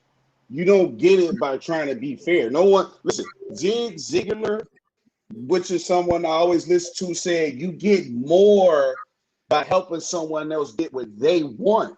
I ain't never been in a situation where if I didn't go to somebody and approach them in a manner that they appreciated, that they turned down my hand afterwards. And to speak to a point, the reason why I brought up the thing about the Hispanics and things like that, because I worked around a bunch of Hispanics, and one thing I did, I had the Duolingo app. I would go to them, and they generally had fun with me, just trying to teach me words that I didn't know. They didn't laugh at me. They didn't make fun of me. They actually brought value because they would try to come up to me and they would speak to me in Spanish and say, did you get that? Did you understand that? And then they would break it down. So what I'm saying is, when you see a community and someone is trying to, and you're trying to learn, I don't think the people, they're going to turn you away and say, no, get out of here. We don't want to hear that. They're going to be more involved. At least that's my opinion on it. And I agree with what they're saying, but this is one of the reasons why we don't move forward as a community, because we stuck in the mindset of fairness, and we're looking at the things from a behind the times. I mean, if you look at it, the world, you're getting more Hispanic CEOs, you're getting more Hispanic neighborhoods. I mean, I can't go on the west side of Chicago without seeing blocks that we used to traverse that are now predominantly Hispanic. So it's only a matter of time before you're going to see shopping stores there that's going to be the same thing. It is the opportunity to actually learn and build yourself up. If you build your vocabulary up, you build your brain up. There's nothing wrong with doing Duolingo 15, 20 minutes a day to do something different to try to impact your community, because this is about change. And the way you change is doing something new. Period. I don't know about fairness because I live in a fair world, and the color of my skin doesn't exactly make everything fair for me. It doesn't. All right, Sauce Pack Mac, I'm gonna give you some of this. I agree. Hey, you earned that, Sauce Pack Mac. You earned that. I agree. Hey, so we brought another brother on the line. We got Mosaic Monk. Y'all remember him from last week. Barry, that's Melonious to you. That's Melonious Monk. Melonious. Yeah. So look, we having a conversation about unity, right? Where you just came in, Melonious is where you came in at is the fact that obviously our communities are becoming interrelated. Essentially, we have more Hispanic individuals moving in the community. You yourself had told me, like, man, I was going down Laramie and man, it looked crazy. Woo woo. Right? So the idea is, how do we build community? How do we build unity inside of, the West Side and otherwise, where people feel like they are connected with one another? What's your idea? What's your thoughts? More than the idea, my thoughts is that's impossible. The entropy, the second law of thermodynamics is everything is gonna spread out. You feel me? You're born, you're young, you get old, you die. That's entropy. Hispanics already moving in. It's over with for the black community that's left in Austin. This will be in Hispanic community, especially with the probably within like 5 more years. Probably within 5 more. I think it'll blow up even quicker than that. There, black people, there ain't no unity. We don't think in the same. See, it's easy for Hispanics to think on the same playing field because they have a home that they can associate themselves with in Mexico, and they got their own distinct language. In other You places, feel me? Right, they got their own, you know. right. You feel me? But predominantly, we got a Mexican culture here, and they got their own culture. Our culture is American culture, so there is no black people really coming together because we Americans, we black, we white, we everything, and then plus black people, you know, they don't like to help each other. You feel me? So I don't think it's possible for. Especially if you're thinking about it's from a 1960s black people, Martin Luther King coming together, walking. Nah, that's not gonna happen. I think black unity gonna look a little. I think black unity looks a little bit different. It's evolved. It's getting behind your brother next to you and helping him and pushing him forward. That's how black unity looks. You feel me? It's not, you know, you ain't gonna get that 60s movie unity no more. All right. Well, I wanna see. You got something you want to reply, Steve? Can I say something? Well, Go ahead. Okay, go ahead, Diana. Jump in. I wanted to get to the Zoom, anyways. Okay, I'm going to try to be quick, make a couple of points. First, to speaking the language to Latinos. I've already said that when you do that, Latinos, you know, you just kind of melt their heart if you try to speak their language to them. You gain all their respect because they know how difficult it is to speak another language, learn another language and speak it. It also, after you do it for a little while, you're going to find out who really speaks English. They do it to me. My own people do it to me because I'm an English speaker first. And so when I meet new people and I start talking to them, they will tell me they don't speak English. And so, you know, I'll butcher Spanish for a while and they'll help me along. And then as they get more comfortable and they trust me, because there's a huge element of trust that makes a difference. Latinos are used to telling people, oh, I don't speak the language. And then they listen to everything you say. And a lot of people make the mistake of making fun of them, ridiculing them, you know, talking about them because they think they don't speak English, but they do. So they use that as a way to find out who's who and what's what. So when you talk to people in their own language, eventually they're going to gain your trust and they're going to speak. You will find out that they speak English. Steve was in my house yesterday having birthday cake with my mom and us, and Veronica doesn't speak English to people unless she trusts them. She asked Steve if he was related to me yesterday. So the next point is I went to Colorado, Denver, Colorado. I made a reservation for me and my kids to stay in a hotel there.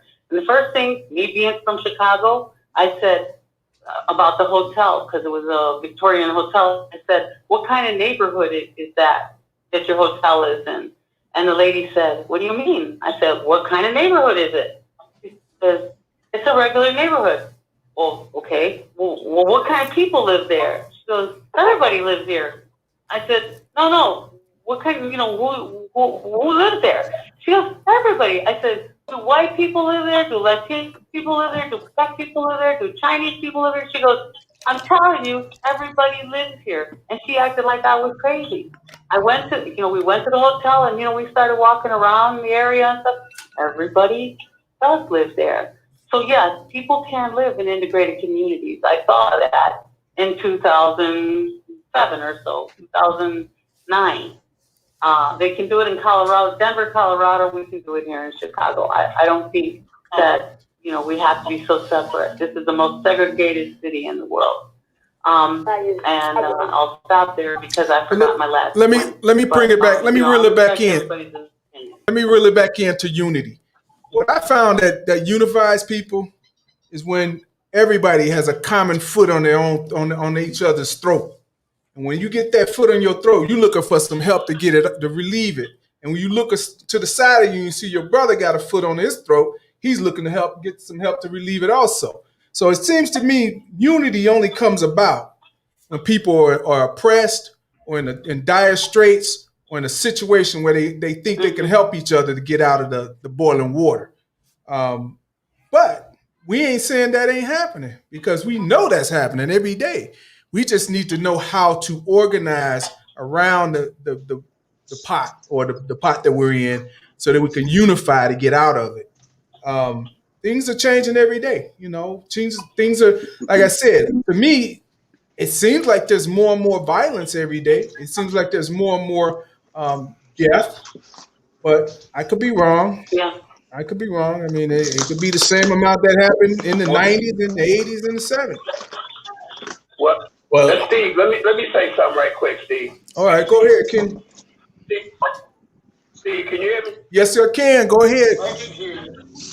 Okay. We can hear you. Let me just say, this is Kenny Campbell, and let me just say that when we moved into Logan Square in '78, then we had to depend on each other, and I'm talking about the blacks and the Hispanics, because the white people around there didn't want none of us around there. So we organized very well. I was in 5th grade, and we had to walk to school together and walk home together because they was trying to whoop all of us. But we organized, and that's how we survived out there in the late 70s, early 80s, until it started changing more with minorities coming in there more. But during them early years, we were nothing but kids, but we found the strength in numbers. And we waited on each other outside the school. But we lived 5 blocks from the school. So we had to walk home together. All of us had problems. So people would unite when they have to. Then just like we united, when we didn't need that anymore, then that's when we started splitting up from each other. Mm-hmm. See? That's the key. I've been there. I've been there just about all my life. But let me ask you this, Kenny: was there a sense of pride at any time amongst the unity? Oh yeah, it was definitely a sense of pride because my Hispanic friends, they taught me Spanish and everything, and I went to their house and ate their food, and they came to my house, and you know, it was. I appreciated that because when I first went out there, then in the whole school, I was like the 5th black kid in the whole school. So you know, we called hell out there. Right. It got so bad. Whereas my brother, he started school out there. That's the first school he went to. He couldn't take it. My mother took him out of school and drove him to the west side every day to go to school. Okay, that's how bad it was. And I felt relieved when she did because I didn't have to worry about it. Right. So yeah, I guess so. Again, I think so. Then we can't live together because we live together very well, and we got along great. Because I want to build off that. The fact that when the need is not there no more, then because the need started breaking down when the need wasn't there anymore. Right, gotcha. And that's what we call a disenfranchisation of a community, of a culture, of a people, and people become disenfranchised. I mean, I remember one of my guys, Jose Guzman. They live off of Armitage and Campbell, and they've been there for years.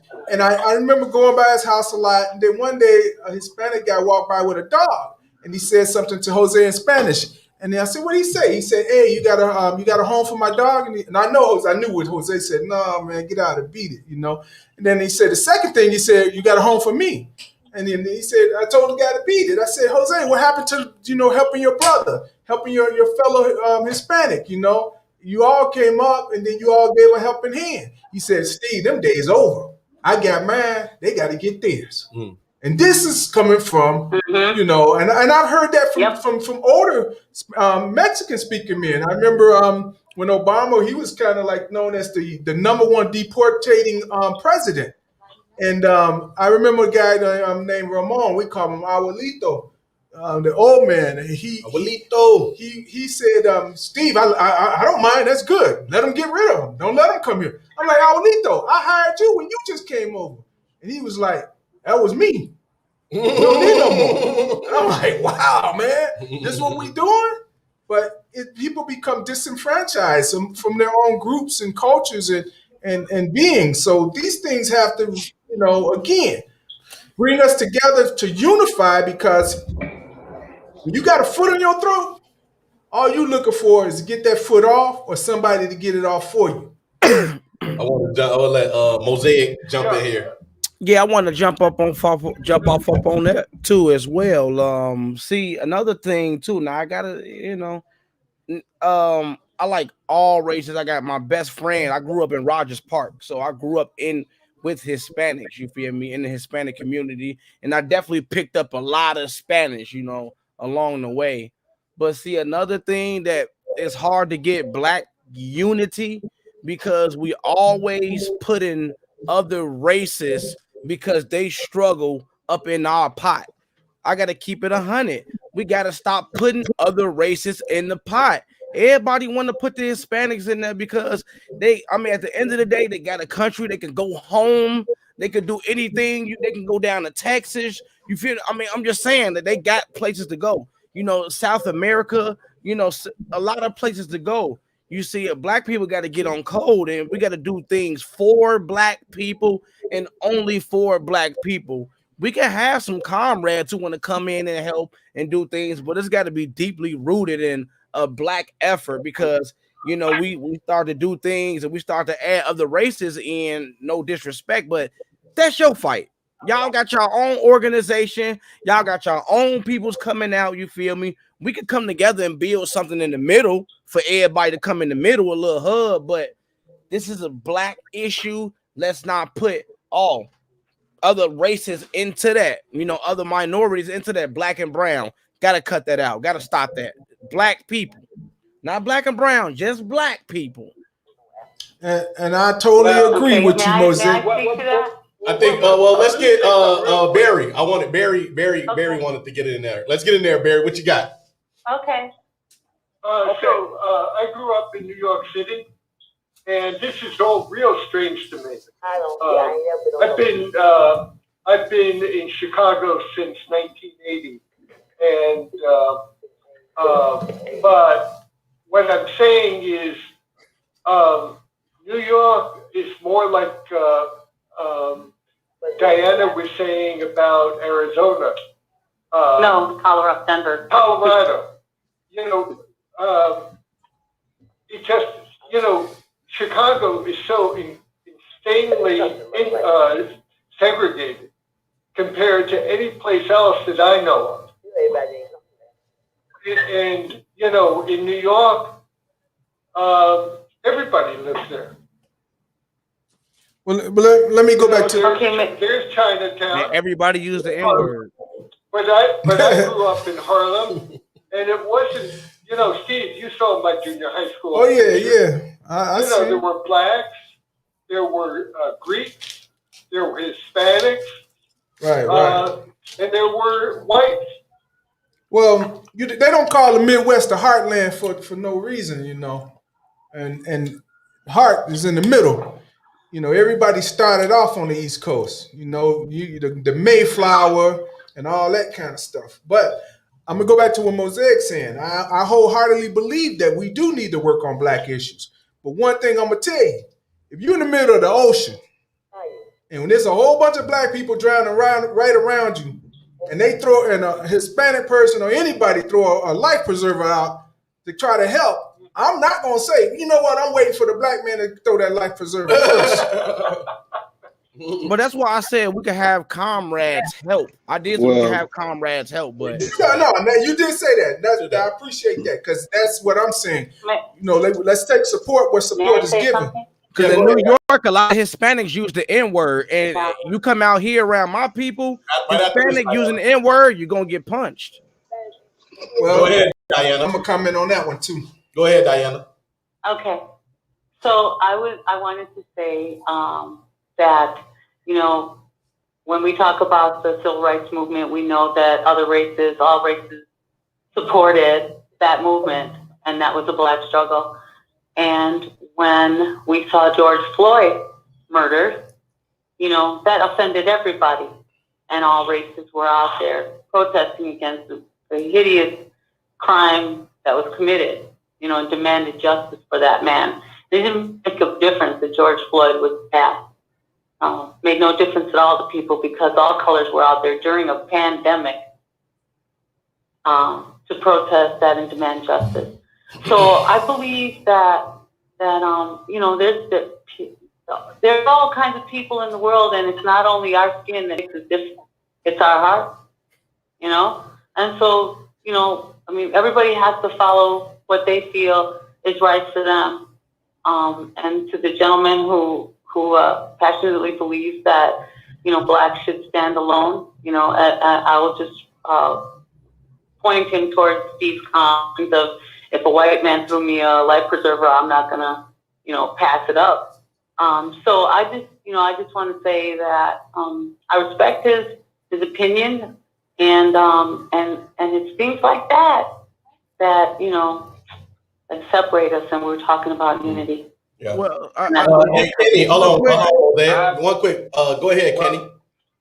Yeah, let me Even though I respect it, but Yeah, we got you. Okay, I'm and sorry. also, Jump in there, Steve, Kenny. let me speak on that also. Now, I agree wholeheartedly with what she just said.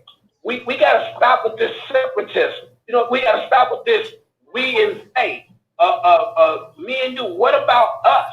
You know, a problem could be addressed by more than one type of people, you know, because God created all of us. We are all children of God. Stop separating everything and making it, oh, this is our problem. Because if you look at a lot of these movements here, it might be a black issue, but it'd be more white people out there than black. Okay? So it ain't Don just our DeMarco. problem. You know, it ain't just a black problem. It's all of our problem. If it's a problem, it's all of our problem. We don't have to separate it like that, because, like she said, even with Dr. King and his movement, if it wasn't for a lot of the white support that he got, a lot of those things would not have happened. So stop trying to separate everything, and let's come together as a community and address it that way. Well, I think that's the best way. I want to real quick. Steve, let me hear from South Pack Mac. I haven't heard from South Pack Mac in a second. What you got to say, South Pack? South Pack, you there? Yo, yeah, I was muted, man. I was listening to the brother. What's his name? Minimac. What'd you call him? Malicious Monk. Melonious. Melonious. It's really Mosaic. Brother. Melonious I was too. listening to I'm Brother Melonious now, Melonious. man. I like that a little better. And one of the things he said that he touched on, he talked about, you know, black people. Now, I definitely don't agree with that. And the reason why I don't agree with that is just for this specific topic in this show, because you guys were talking about unity, and it seems to me you were talking about unifying the neighborhood. You can't unify a neighborhood if you keep the mentality that it's got to be for us, by us, FUBU. You won't keep that. You won't bridge the gap that way. And again, I was reading the kind of the comments, and again, you were having people saying, you know, that they should teach Spanish in schools and things like that, which again, I, you know, wholeheartedly agree. And that's only because of the topic of what you guys are talking about with unity. You know, someone said, hey, you shouldn't have to go out and, you know, learn another language in order for someone to see your true heart or your character or however it is. But, you know, like the woman was saying, if I speak dual languages, I would do the exact same thing. I would tell you I can't speak to you, wait for you to say something disparaging about me, and I know next time you come around me that you're the person I'm definitely never going to speak to. So I totally get that, and I understand. That's why I had to disagree with the brother Melonious. You know, when you talk about black people, the biggest issue facing black people is the lack of finances. I mean, if you want to keep it, if you truly want to talk about what would unify it, like if black people had enough money, we wouldn't care who talked to us. It wouldn't even be an issue about people talking to us. You don't want to talk to us? Oh, okay, don't worry about it then. So, you know, that's basically what it boils down to. You know, is how can I break bread with my neighbor? You know, that's why I broached the subject of just learning the language barrier, because obviously you're few and far between. You're gonna be able to get some money with them. But that's the only other way. You know, like Steve was saying, hey, if you know you step on you know your neck. But the thing with black people, I'm in my I'm in my early 30s, and I can't say there was a black person that was in a position of influence that really reached out and said, "Hey, brother, I see some good things you're doing. Let me assist you." You know, sometimes you may even have black people with contacts in their phones that can assist you by moving you up the scale, and they will hold back from allowing you that help because they see where you could be possibly without them. That's one of the things I see about black people. So you talk about stepping on their necks. I just think it's like a crab in a barrel mentality, where it's like, you know, you can see someone with a TV that they just bought from Walmart, a 72-inch, and they paid $500 for it. And you say, man, where you get that TV from? That's nice. I want to get one of them. And they'll be like, you know, I got it over here. I got it over there. Bro, they bought it from Walmart. You want to tell me you bought it from Walmart just because you want to be the only black person on the block with a 72-inch? Again, you know, I say that in jest, but that's kind of Let me say this, Sauce Pack. I'm gonna be that person that's gonna give you that hand up, because I understand the crab in the barrel mentality. And guess what? All I want to say is, if we all in the barrel, we might as well get some of that sauce on all of us, because we ain't gonna get out of it. Let me tell you that. So we might as well get the sauce, and I'm gonna be the one that's gonna help you up, because you know, like DeAndre, I've known DeAndre almost 7 years. Now he's a bright guy. That was one of the things that attracted me towards him, because he was a bright guy. Now he's very worldly. Don't get it twisted now.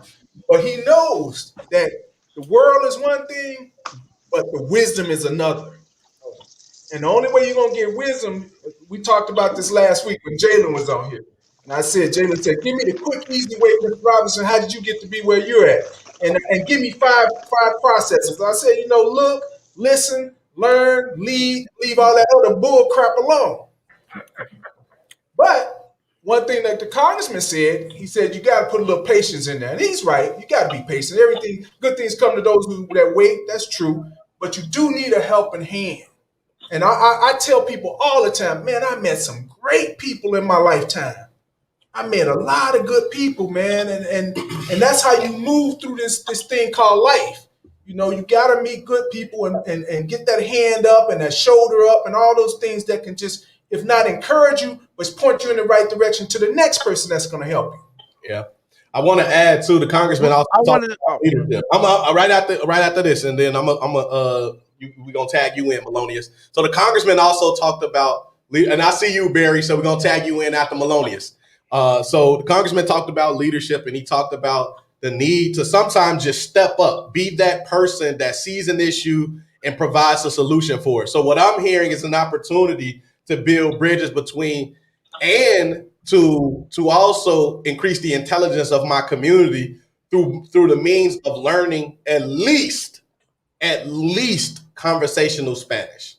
So I'm saying here right now, we got a Spanish-speaking woman on the phone. We have an organization that is rooted in education as one of its principles. Here's an opportunity where we could build at least a conversational Spanish course or class that we could put our community through, that they could find some value for this changing community. And I want to go ahead and tag in Melonious with that. Oh yeah, no, I'm all with. Hey, listen, I'm telling you, I'm all with the learning of Spanish. I'm all with the having you see, you know, some amigos, some compadres. You feel me? That's cool. But again, you feel me? A lot of people, you will know who your friend, you will know who on your team or who is your ally when you want something done for your community, your people. And once you want something done for your people only, you will have a lot of other people saying, "Oh, that's wrong, that's wrong, that's wrong." When black people want something, other people mad at that. They cannot understand or fathom black people wanting something for themselves.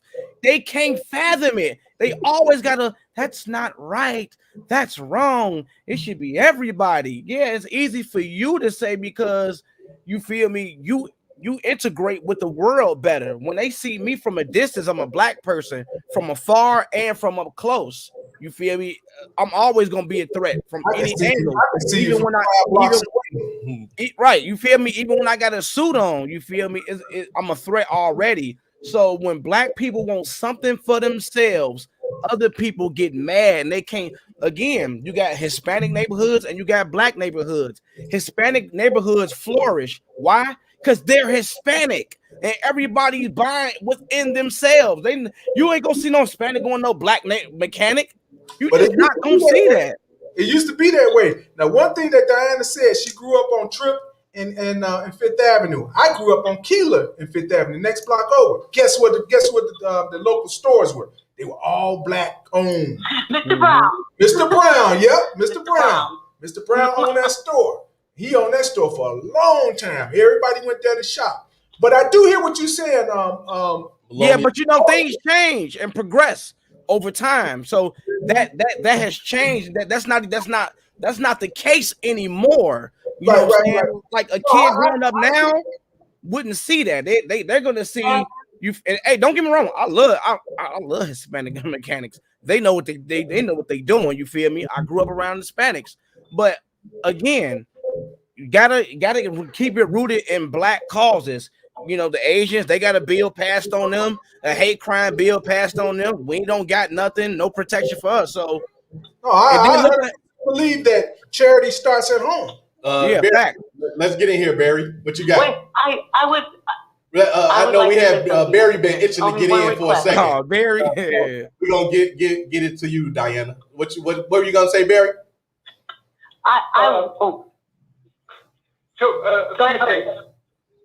This is a wonderful conversation, and yes. It's another wonderful conversation. You, Steve, DeAndre, you guys are doing a fantastic job in putting this all together. Secondly, Soul Pack. Steve, do you have DeAndre? Do you have Soul Pack's contact info? No, we can get it. Oh, Sauce Pack, yeah, we can get his contact information and everything. Yeah. So my hope is that Soul Pack can Sauce Pack. You know, sauce. Like hot sauce? Like hot sauce. Sauce Pack. Sauce Pack. Yeah, Sauce Pack. Sauce Pack. That can continue to be parts of this and the many conversations. Yeah, if he definitely, we're gonna try to get Sauce Pack back on. Right. Well, I mean, and one more point. We've been talking about unity, and so I want to put in a plug for the story of Peacebrook. Oh, well, you said it already. You put the plug in. Go for it, again. I said you go ahead and put the plug in. The story of Peacebrook is a new story for the West Side of Chicago, and that story is that Peacebrook is a place of peace, opportunity, and hope, and it's a place where people are organizing on their blocks in chat groups, chat trees, and telephone trees, and where there's self-governance. So something like, a meeting like we're having now could be declared a Peacebrook Council on unity. And then whoever is present at that meeting has a voice and they have a vote. And whatever is decided is decided. But next meeting, you don't like what you didn't attend or you don't like what was decided, you can bring it up again. And whoever is present can decide. So the proposal is Peacebrook is a brand that when we have an event that we love, that you love, your event, because it does what you think needs to be done, use the Peacebrook logo and declare it a Peacebrook event. Thank you for hearing. Thanks, Barry. Diana? Peace. Thank you, Barry. Yeah, I just want to say that this is everyone here. Thank you for your input.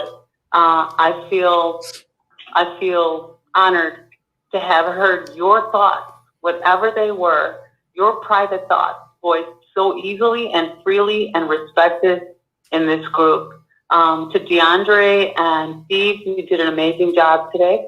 And I thank you. And I want my request is that I would hope that everybody who's on today would come back just as openly and with their own thoughts as they did today, because we're all hearing the truth. That's and you don't get that very often. You won't get it on television. You won't get it in the newspaper. And sometimes when you're talking in your own house, you won't get it. Yeah. So I'm deeply honored by everybody speaking their mind and respecting each other. And no one I feel was out of line in what they said. To the gentleman who has that one idea that blacks should be only dealing with blacks. Man, I so respect your candidacy, your candidness, and I want you to know that I hear you, and I'm not just saying that like some crazy person who talks the talk but doesn't walk the walk. Mm-hmm. I hear you because I was schooled recently. I learned things that my tax dollars paid for. And I sat there pissed off.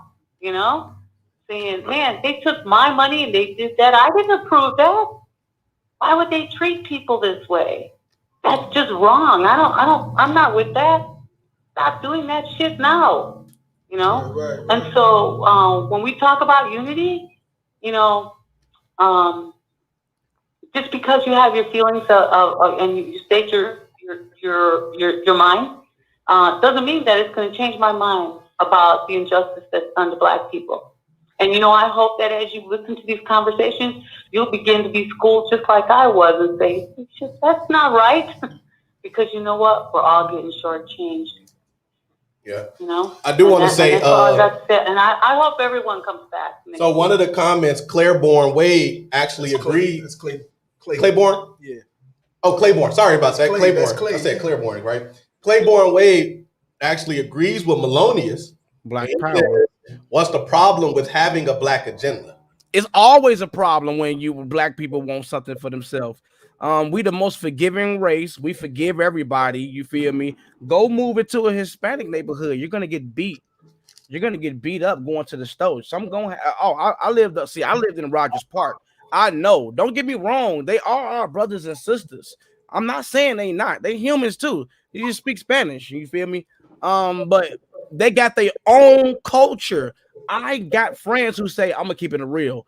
My peoples don't like black people like that. They think boom, boom, boom, boom, boom. I got proof all on my gaming channel. Every time at like 12, 1, 2, 3, 4 in the morning, the Hispanics come on, and they do get impressed because I know a little bit of Spanish. They do get impressed, but there is a racial divide between the two. So I gotta let black people know that take care of yourself and your people first. Then we'll go help out. Then we can help out. We can. Now I'm not. I'm definitely. Look, I'm in the middle, right? I'm a community builder. That's what I do.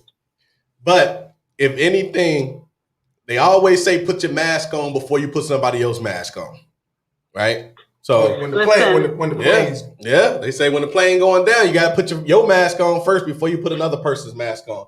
Listen, that being said, we are overtime. Yeah, we went overtime. We started late, but we got some good stuff going. Yeah, but we tried to keep it I'm going. gonna tell you, the next topic should be pride. Okay, let's talk about pride. I'd like to make a rebuttal there. When I lived on Keeler. Wait, Diana. Before that, so do this. Let's do this. When we went to Sumner, we got Diana. Wait. Hold on, real quick. So we are wrapping up. Okay. So this is what I would like for you to do. When you make your comment, leave us with one thought, and then we're gonna move around to everybody else that's listening or involved, and then we're gonna get their final comment and their final thought. And when you with that last thought, it could be something thought provoking, it could be a proverb, it could be whatever you is, but make sure you leave us with something that everybody can enjoy, or at least take with them and learn from. So please make your comment and give us your final thought. Are you speaking to me? Yes. Yes. Oh, okay. Okay, I feel like I have to just say, when I lived on Keeler, we couldn't go to Sumner because when we went to Sumner, we got beat. Okay, we were only 2 families that weren't black there.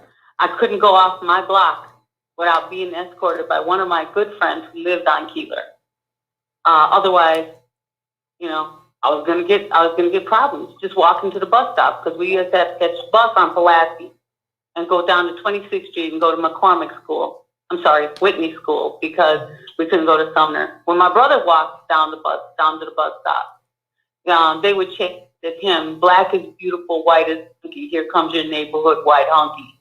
So, I feel your pain, because, I can stand up and say I was treated the other way, but you know what? I forgave too. I put it past me, because that only leaves me where I was back in those days, and I'm not there anymore. I gotta grow, I gotta see the truth, and I gotta say, I can stay there or I can move on, and I chose to move on. And I hope that everybody will move on, no matter where you are. We'll move on a little further down the road, right, towards unity. And that's my final thought. All right, Barry. Well, this conversation tonight is the work of peace and Peacebrook, and the work of unity. And so I check out with joy. Thank you. Cora. I think we all have to move down the yellow brick road. And I check out with love and joy too. Kenny. Well, I just want to say that there's nothing wrong with us to continue helping each other, because a problem is a problem. No matter what color it's coming from or what color it's harming, it's still a problem. And there's strength in numbers. I hope we all recognize that. And in those numbers, it don't matter what color that number is. Close. All right. Sauce Pack Mac, you still there with us? Yeah, mic muted. You guys can hear me? Can you hear me? Absolutely.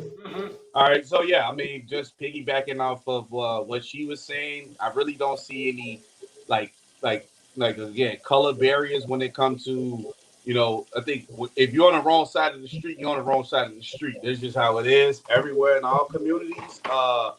And again, I feel like, Black people should have, their own personal agendas and the things that we're working towards. Absolutely. I just think this particular podcast that y'all is having was about unity. And obviously, if you're trying to unify the communities that you're walking into now, you're going to have to go in there with more than just your hat in your hand saying, hey, this is how we did it in the 70s. We all got together. Because the gentleman was saying how, everybody would stay together. Yeah, that was in the 70s. That's because everybody had a common enemy. Now the common enemy is just, who got the most paper, who got the most greenery is really the common enemy. And on that tip, we all would be in the equal playing field. However, when it comes to it, there's a large population that's going to be moving forward more than us. I mean, a lot of Black people are moving out of the city more so than staying in it. And now you're going to have just a mixture of community. So, again, just speaking on the topic that you guys were talking about today and touching on it, I just think you have to meet the people where they are at, because that's kind of where we're at now. I mean, the time to build Black and do all these things was probably gone in this late 60s, early 70s, and the 80s. And now we're at a space where now we have to go out and meet these people, or we're just going to be extinct in terms of the blocks and the communities that, you're trying to represent. That's just my thought on that. Like everybody else said, you know what I'm saying? I'm about peace and love. I used to love Soul Train too. So Sauce Pack Mac actually has this quote that I really love, and I learned this from Shannon Sharp from watching Undisputed. And the quote he has says, "A person often meets his destiny on the road he took to avoid it." And if we're talking about people that think that trying to have their own separate agenda is the way to make unity a reality, then I think they will still end up unified the way that they thought, because again, they are trying to avoid it, but they're gonna eventually come into it anyway. But Steve, what you got? Well, like I said, from our conversation tonight, we started out with unity, and I think going into the next conversation next Sunday, we should talk about pride, because I don't believe you can have unity without pride, and you can't have what the ultimate thing is it What? besides unity and pride? Peace, love, Yeah, of course, all that. respect. Come on. Community. Yeah, community. I mean, I All don't know. right, we'll go with that. Yeah, I don't know. Definitely pride. Yeah, I don't know. Yeah, but you definitely need pride. gotta have That pride helps instill an idea of self-worth, self-respect, self-esteem, belief in self, and all of that is integral to you being able to finish whatever it is that you start. I do want to give shouts to Claiborne, who stayed through the whole stream, and he said, "Keep hope alive," with the black fist. And he said, "Appreciate you, DeAndre and Steve. Good work." So thank you, brother, for tuning in for the whole time, and as well as Sands. Sands been here the whole time. Thank you, Miss Odell Harper, for checking in. Miss O'Connell was still on the phone. Earlier, we had Treetop Flyer from Oak Park that participated. Everybody on Zoom that participated. right. Thank you all for just sitting in and listening to us. Melonius had to bounce before he was able to give his final parting thoughts, but he's with us as well. And Sauce Pack Mac, he's new to the program, but we hope to have him back next week with more quotes on the screen. And Drop a phone number so we can touch base. yes, sir. So I'm gonna take us out like this. Listen here. So, man, it's a lot of work to do. We have a lot of work to do, and we got to keep doing it. These conversations are integral to it because everything starts with a group of individuals coming around the table and strategizing on how we're going to fix these things. Earlier, we talked about trying to at least get conversational Spanish, and we can at least get conversational English, right? So we could work it both ways. That's right. And that's how we provide solution. Let's not just come to the table all the time and talk about the problems, because we know there's a plethora. Let's also talk about solutions. So I love the fact that Sauce Pack Mac came on and he was like, look, learn Spanish. Jump on Duolingo 15 minutes a day. It don't take you a whole lot of time to at least be conversational. So at least know the bad words. at least know the bad words. That's a fact. So listen, with that, I just want to say thank you all for allowing us to welcome you to Northwest Austin Council. And please check in again. We do this every Sunday from 6 to 8. Again, we started late today, but we're going to work on that. That was on me. And the congressman should be back then. And the congressman should be here next week. So it's usually featuring Danny Davis with us as well, so we can have a bunch of different perspective. And we are located on YouTube, Facebook, and Zoom, so you have multiple ways to interact with Along with us. StreamYard.